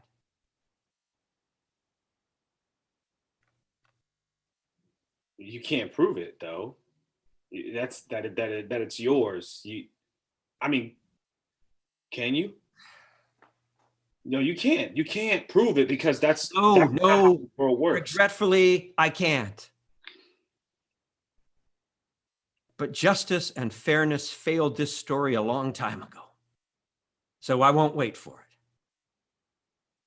That painting, it belongs to me. I just needed someone. I needed someone like you, someone who could get it. Yes. Without knowing what it was worth. But I am the rightful owner. There are no rightful owners. There is no right to anything. Deep down, you knew that too. Meaning? Meaning you thought that you could use me. Use you? We had an agreement. Did I need to tell you about World War II for you to know that you wanted to make some money? 60,000. No. Check that. 25K when the target was worth millions. 60,000 for the services, for your access, for the act of acquiring it, not for the painting itself. It's the painting that I'm after, not you. And 60 was the price. It was the price that you named, that you insisted. I had no idea what this was. Its history, its significance. What if I had known? Known what? If I had known what it was. If I had happened to read a certain book about art in Germany, if I'd happened to love expressionism but you looked at me and you figured this was a safe bet. That $20,000 would be some kind of unimaginable fortune to me. So long as I had no idea about it. You still have no idea. You never will. To you, it's a price tag.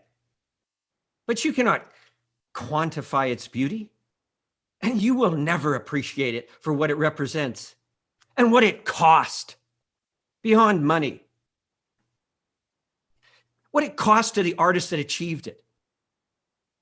You do not know who he was, what he endured, the hours of study and practice, of the pressure required to be the one to create it. Okay, great. It's very pretty. Now, I like the way it looks. It was a gift beyond dollar signs, beyond price.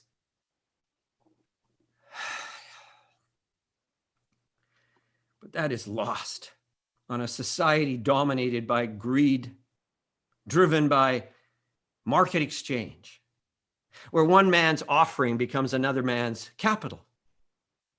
So no, as long as you fixate over the price, you will never understand what is contained within every masterful stroke on that canvas. Did I ask you for a fucking art theory lesson? No, I think I asked you, why the fuck didn't you tell me that the fucking thing was worth millions of dollars? And how it went from his hands to yours in this stagnant motel room, that is an irony beyond your comprehension. Beyond my comprehension. Yes. Clearly you have no clue what or how. Shut up. Here's what I do understand. That fucking picture is worth more than anything I've ever touched before. It's just a number. A meaningless. No, it's not just a number to me. It's still a number. It could be $100 billion. It could be zero. It's irrelevant. Money is the language that we use, the crude word that we given to try to simplify, to measure something that we cannot otherwise define. Says the guy who walked in with an expendable 60 grand in hand. Okay. It may have fetched millions at auction had its chronicle been different. But money is no longer the currency by which this treasure changes hands. The painting isn't worth 24 million. It's priceless. And if it's priceless, it's also worthless. What? You can't auction it. You can't advertise that you have it. You don't know who to look for to sell it illegally. It is now only worth what someone like me can give and what people like you can find. People like me. It won't be millions, I promise you. People like me don't have the luxury of giving a shit about its history or its beauty or its sentimental value. And really, I don't give a shit about the number. You're right. It's more than that. It's weight on a scale, and it's tipping in my favor. How? What could you possibly hope to... Fucking something! I'll ransom it back to the insurance company. I'll buy my time. I'll get it into another country, and I'll find somebody to sell this shit to. No, that is madness. You don't understand the risks. Of course I do. But I will do whatever I can. And if you think people like me won't try, then you underestimate how desperate we really are. You're desperate. Then take the money. Please, this is a lot of money. We can still both come away with what we great. Want.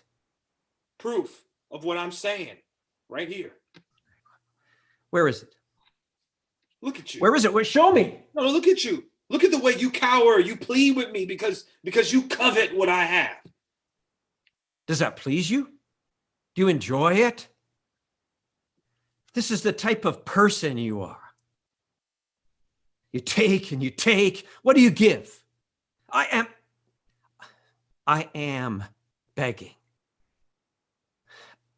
I have been searching for that painting my whole life. And if I give, then what? It hides in a closet or a box and the rest of your life? You hoard it, bury it, it disappears again, it ends. I can use it. So you'll go to the black market?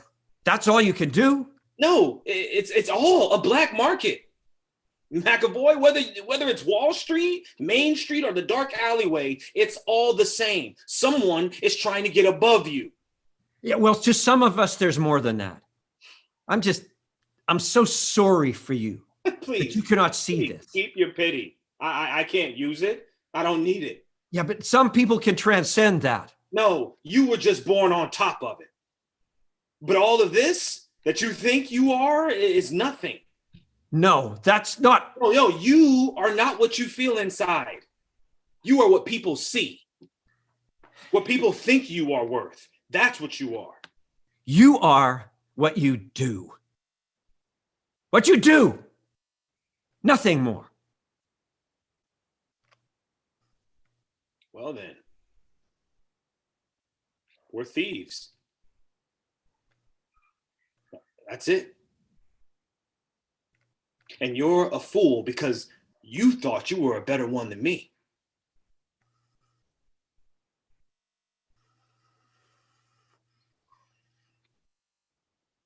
There we go. Yeah, I wanted to see that look in your eyes once you realized that. Now we're done. Ian crosses to the door. No, I'm not leaving.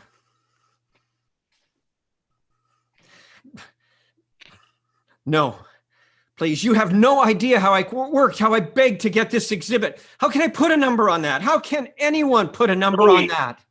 McAvoy begins to move around the room, throwing open the bathroom door, pulling up the bed covers. Where is it? Where is it? McAvoy moves around the room, frantic. You're wasting your time. Where? Tell me where. Stop. Listen to me. Where are you? Where are you?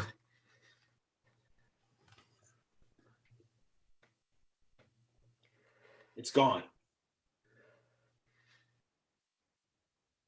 Gone. It's not.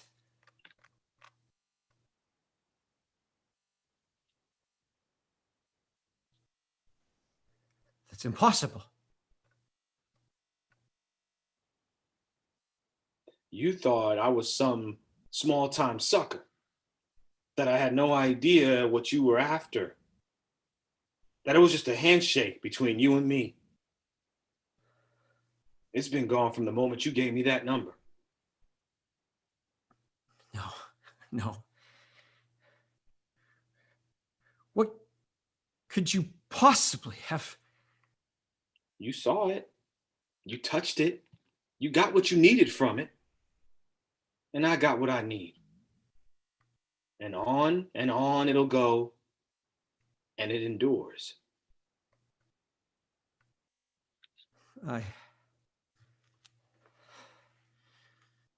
Who did you?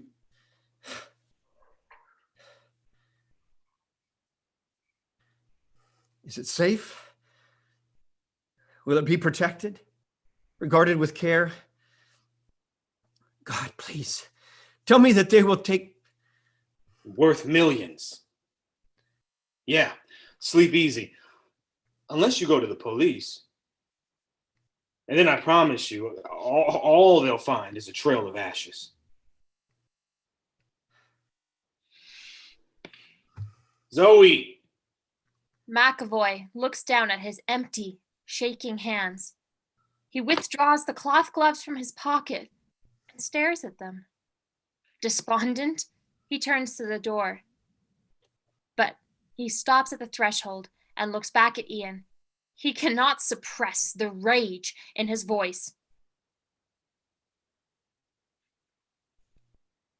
I don't understand. I don't understand a person like you. I only told you about a painting. And you put all of this in motion.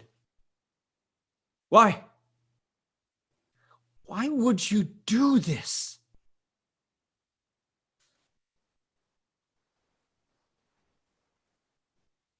Dogs will hunt. With a last hard look, McAvoy slowly exits, closing the door behind him. Beep, beep, beep. Swear to God. Zoe zips past him at a frantic pace, slapping Victor's phone into Ian's hands as he stumbles in after her, leaving the door ajar. Oh, Zoe. Hey, listen to me. I Get your shit, Victor. Whoa, hey, slow down. What's he doing? Going to the police? Ooh, McAvoy. No, he's not. How can you know that? What's wrong with you? Vic, what are you doing? Stop with the garbage. Just get your shit. Well, listen, please stop moving Where's around. the painting? What? Why? You better find it pretty quick. Fuck does that mean? We don't need to clean. Forget this shit. Let's move. She takes a bottle from him and tosses it. He drops the rest onto the bed, not realizing that he dropped his phone with them. Whoa, Zoe, would you stop? Please, just listen to me. I have something I want to tell you guys. Was that your phone?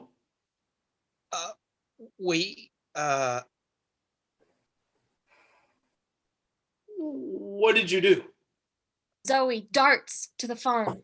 Ian does too, but he's a second behind her, and she has it only long enough to type 2 digits and hit send before Ian has wrestled it out of her hands. He looks at it, the screen illuminating his face as he breathes heavily. A room number? Who is it? Who the fuck is it? Drug dealers, gang members, a cartel, whatever the fuck. Lowlifes, the lowest of the low. And they're owed a lot of money from us. Us? We made them the bargain of a lifetime. They know what we have and where we are, and they're minutes away. So you better find that painting really fucking quick. Why did you do this? Like we were gonna let you use us to get. I wasn't using you. Oh, you had a plan. Ian, you always do. You were gonna freeze us out. You're stupid, Zoe. You are so stupid. You and your stupid drunk brother. You've plunged us into the bottom in one stupid move. Not us. Vic, let's go. No, you're not leaving. We gotta go, man. I'm telling you, these people. You should leave, Ian. Just leave the painting here and go, dude. I'm not going anywhere. I owed them money. Okay, I'm sorry. I thought I could pay them. My back was against the wall. They can take it up with you, you piece of shit. Oh, fuck him, Vic. Let's go. I'm sorry, Ian, okay? I wasn't trying to. I swear, I was just. Ian grabs him by the throat. Taken by surprise, Victor struggles against him, and his flailing causes them to fall to the floor. Victor begins to crawl away. On the floor next to Ian lies the crowbar, and he seizes it. Before he can do anything with it, Zoe plunges into the scuffle, raising an empty beer bottle to strike. Stop it. Leave him. Ian drops the crowbar and catches her arm before it can fall. Oh, you want to leave me, huh? Let go of me.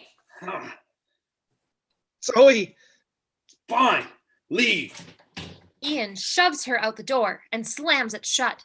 Zoe screams from behind it. Victor gets to his feet. Ian moves towards him, controlled, and picks up the crowbar. Really, Victor? You're in debt? To a bunch of fucking thugs? Please, man, open the door. She can wait out there till your guests arrive. Jesus, Ian, this is over. Let's just get out of here before they get here and then. Victor tries to move past Ian to the door, but Ian is on him, hitting him hard in the stomach. Victor crumbles. Outside the door, Zoe sounds like a trapped rat. The door handle twitches desperately, and then the sound of 3 staccato beeps. Ian, open the door. Let me in. Victor! Ian drops down to the floor, trying to get a hold of Victor. They struggle. Ian gets Victor on his back and straddles him. He pins Victor's right arm down with his left knee and takes Victor by the throat with his left hand. The frantic beeping and screaming behind the door does not stop. His left hand still pinning Victor's throat, Ian raises the crowbar in his right hand. Then, slowly, he looks up and takes in his reflection in the full-length mirror. They are lying right before it, framed perfectly. Ian studies the scene. not surprised by it, but rather intrigued, as though he intended this struggle to take place before it. He admires the brutality of it. His grip tightens on the crowbar, his arm flexing. The look on his face intensifies as he gazes at it. Then he looks down at Victor and sighs. He lets go of Victor's throat. Victor gasps, choking. Oh, Victor. You are the run. What would this accomplish? Beep. Zoe flies into the room with the bottle raised high, and just as Ian turns to see her, she brings it down. With a sickening clink, it connects with his skull, sending him to the ground. Vic, are you okay? Are you all right?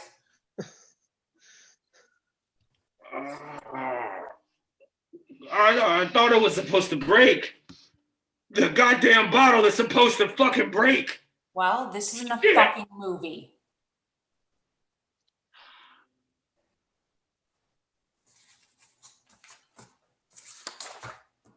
We're going. Get your stuff. No, leave the bottles. Just give it to them, Ian. Because it doesn't matter. With a shitload of money or none, you're the same. You're nothing. You're no one. Drops the key card on the floor, and she and Victor exit quickly, the door banging shut behind them. Ian goes to the window and looks out. He crosses to the bed and reveals a wide cut he's made in the top mattress. He pulls the garbage bag containing the Kirchner painting from inside. He gives it a glance and then drops it on the bed.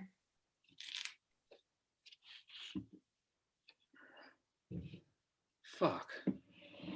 He starts to gather his things, trying to move quickly. He throws his bag over his shoulder and makes for the door. But before the mirror, he stops suddenly, holding still for a moment, thinking. His eyes turn to his reflection again, taking in his slumped, defeated figure, his cringing face, his dim eyes. And then, slowly, methodically, he changes himself. He straightens, seeming to grow taller.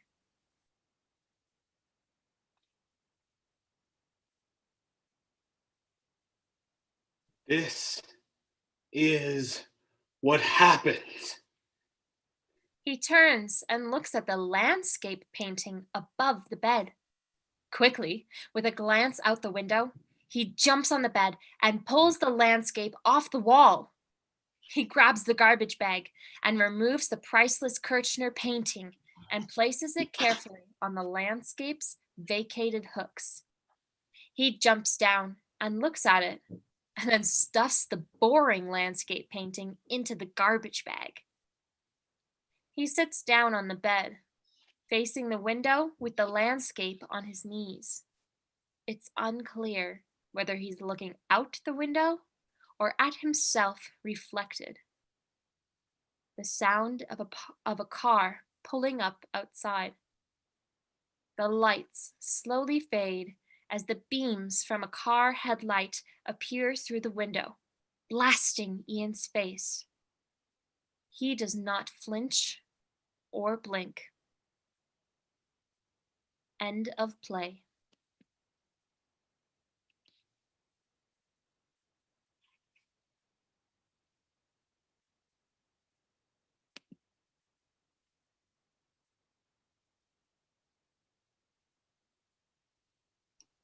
Thanks for attending this reading.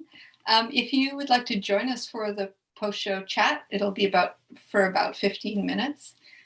You can join us on screen if you like by raising your hand. Use the raise hand icon, and I can enable your camera. And if you would like to leave comments or questions in the chat, you're welcome to do that. Or you can use the Q&A function if you'd like to have any of your questions passed along to the artist. So we're just going to have everybody reassemble on the screen for you. And that'll take us about a minute. And then I'll turn it over to Edwin to start the Q&A.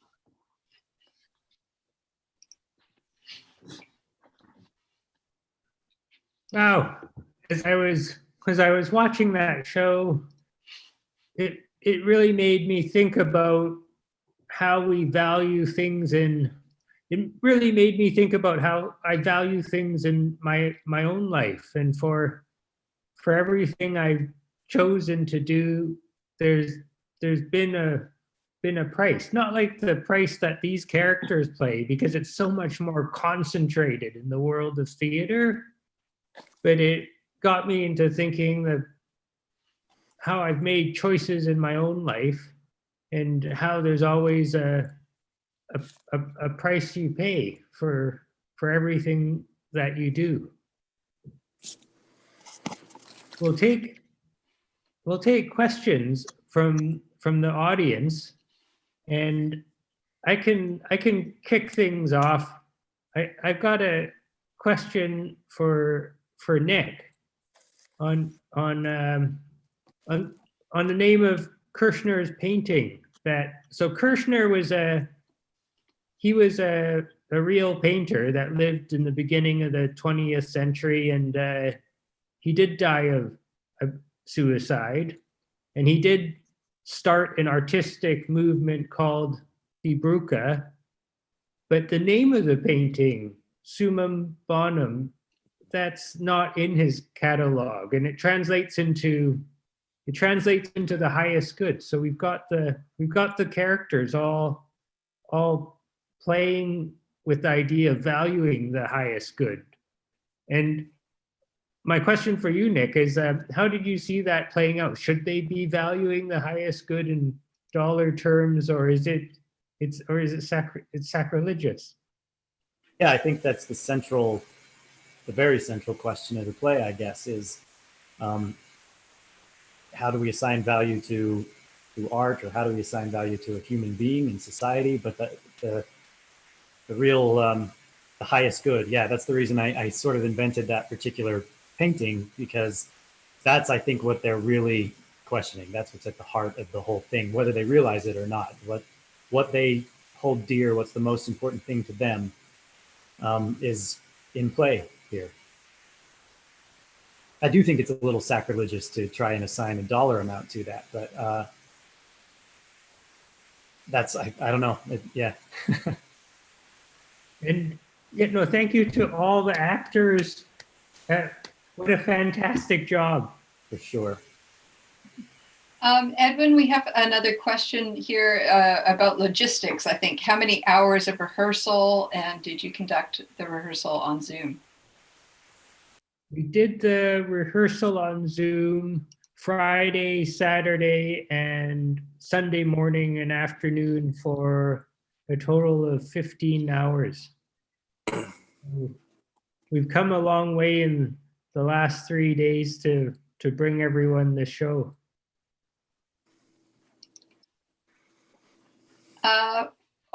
Cam.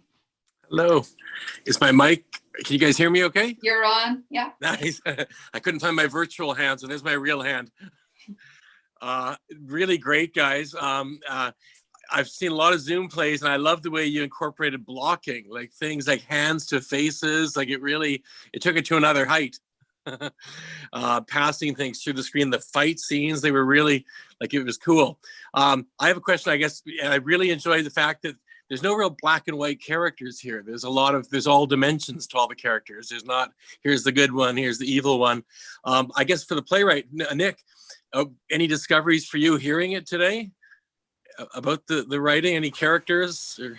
Yeah, definitely. And in fact, as we've worked over the last 3 days, there have been a handful of them. Being able to hear it out loud. This is only the second time I formally heard it out loud, which is such a help to hear actors apply their craft to it and start. Absolutely, and think of things that I haven't thought of yet. so getting to talk with them about that has helped a lot. There's actually a section of the play that we read tonight that was brand new as of 1 a.m. last night. Oh, really? So yeah, there's a whole, I got a lot to think about. Yeah. Nice. Well, congratulations. I was part of last year's with Edmund and with Wayne. We were together in Bloom a year ago, and it was a treat to hear you guys today. Oh, Thank how you. cool. Yeah. Can't believe it was a year ago already. Yeah, it's sure gone by, Cam, hasn't it? Wow. Yeah, Unreal. absolutely. Yeah. Good job. We have a question comment from Liesl Lafferty. Hi, Liesl.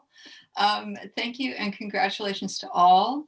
Question for the playwright or the director. Did you consider casting McAvoy as a woman or a person with a disability? A person in a wheelchair could change the stakes. I'll answer first, Edwin, and then if you want to. I have heard it read as a woman playing McAvoy, which, yeah, definitely is a different dynamic.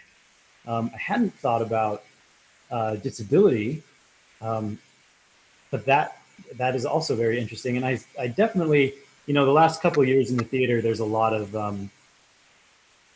movement towards more parity in and thinking outside of our defaults in casting.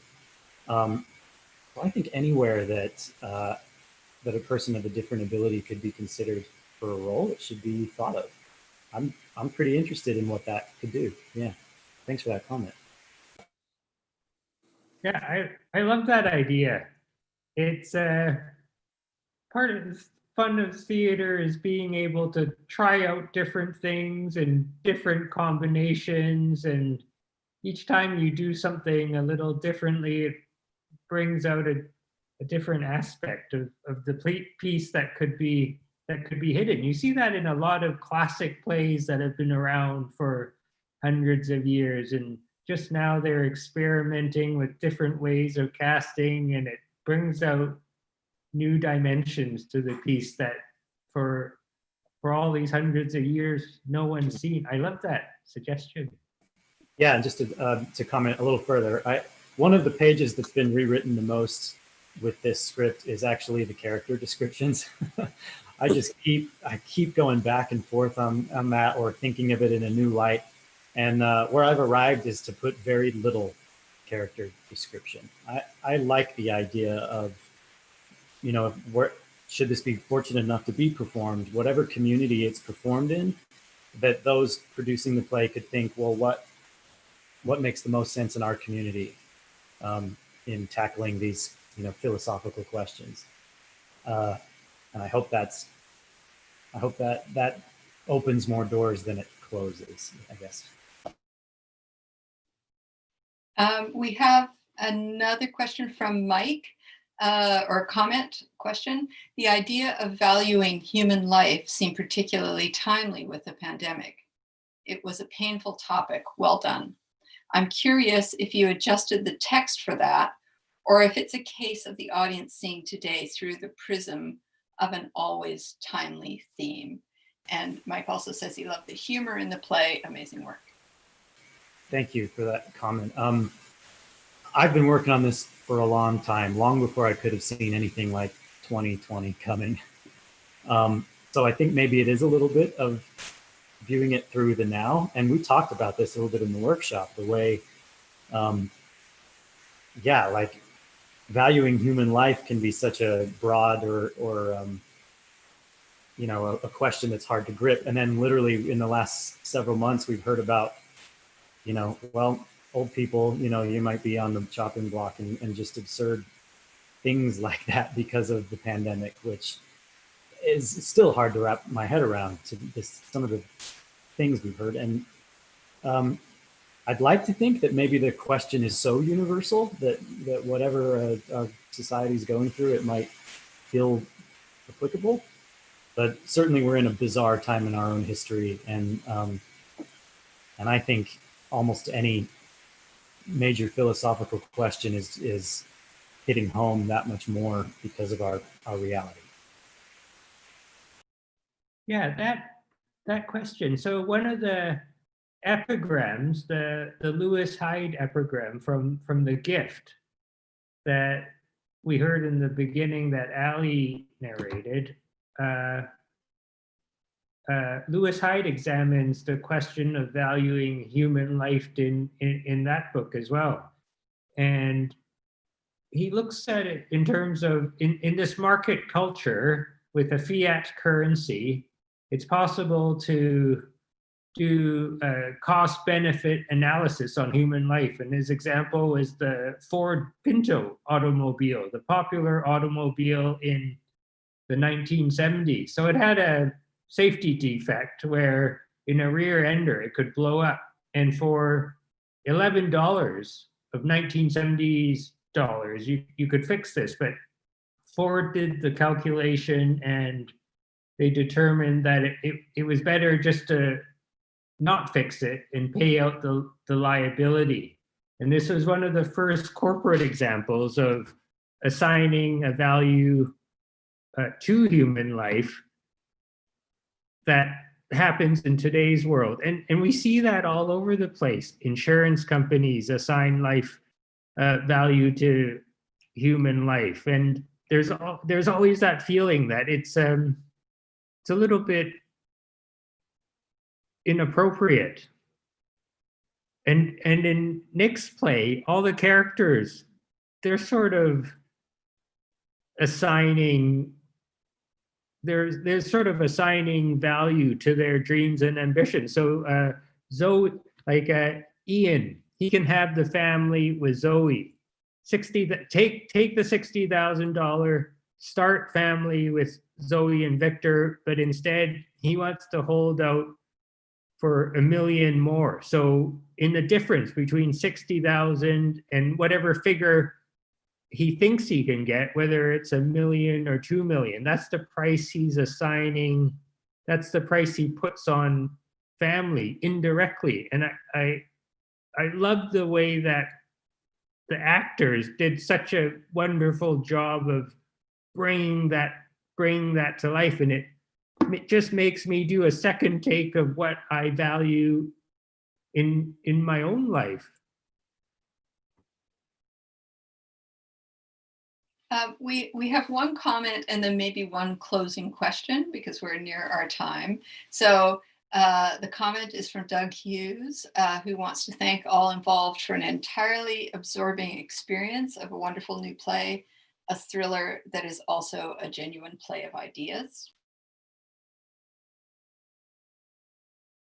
That's really nice to hear.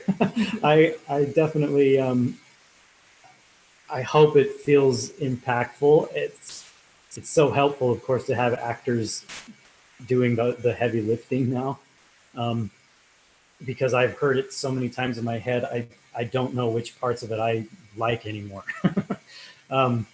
until I hear someone else kind of interpret it through their own worldview and their own way of seeing things. And then I'm like, oh yeah, that's interesting. So thank you.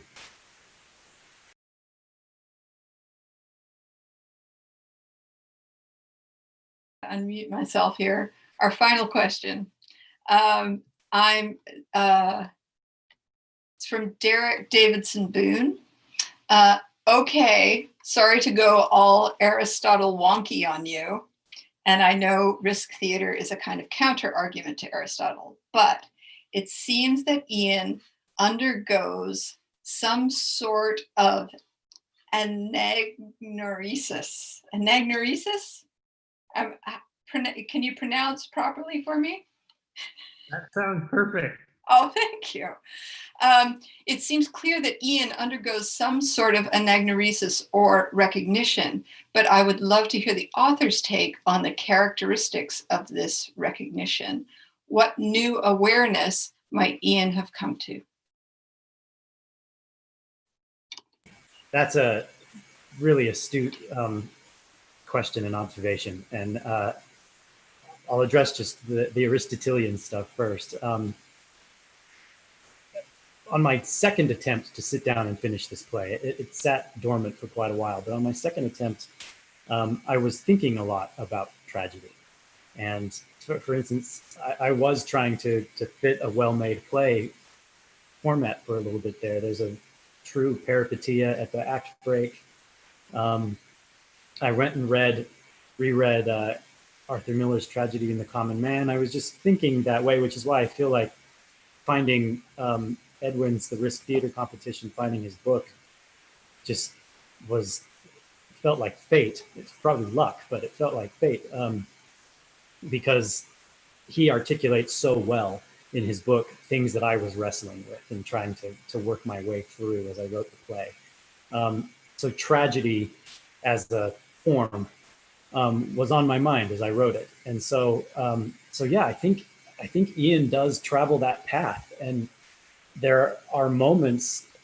The moment particularly that comes to mind for me is when he says, when Zoe gives him the ultimatum, and he says, "I can't settle." I think he knows that what's at stake now. He realizes what he's going to lose to move forward, to stick with his code.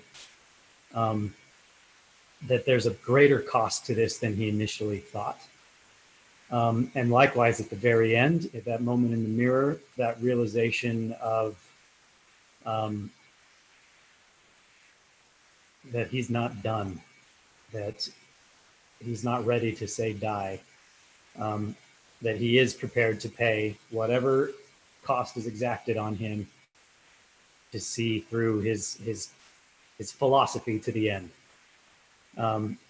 So where this play ends and where the story ends, like all stories, of course, there would be much more to follow this.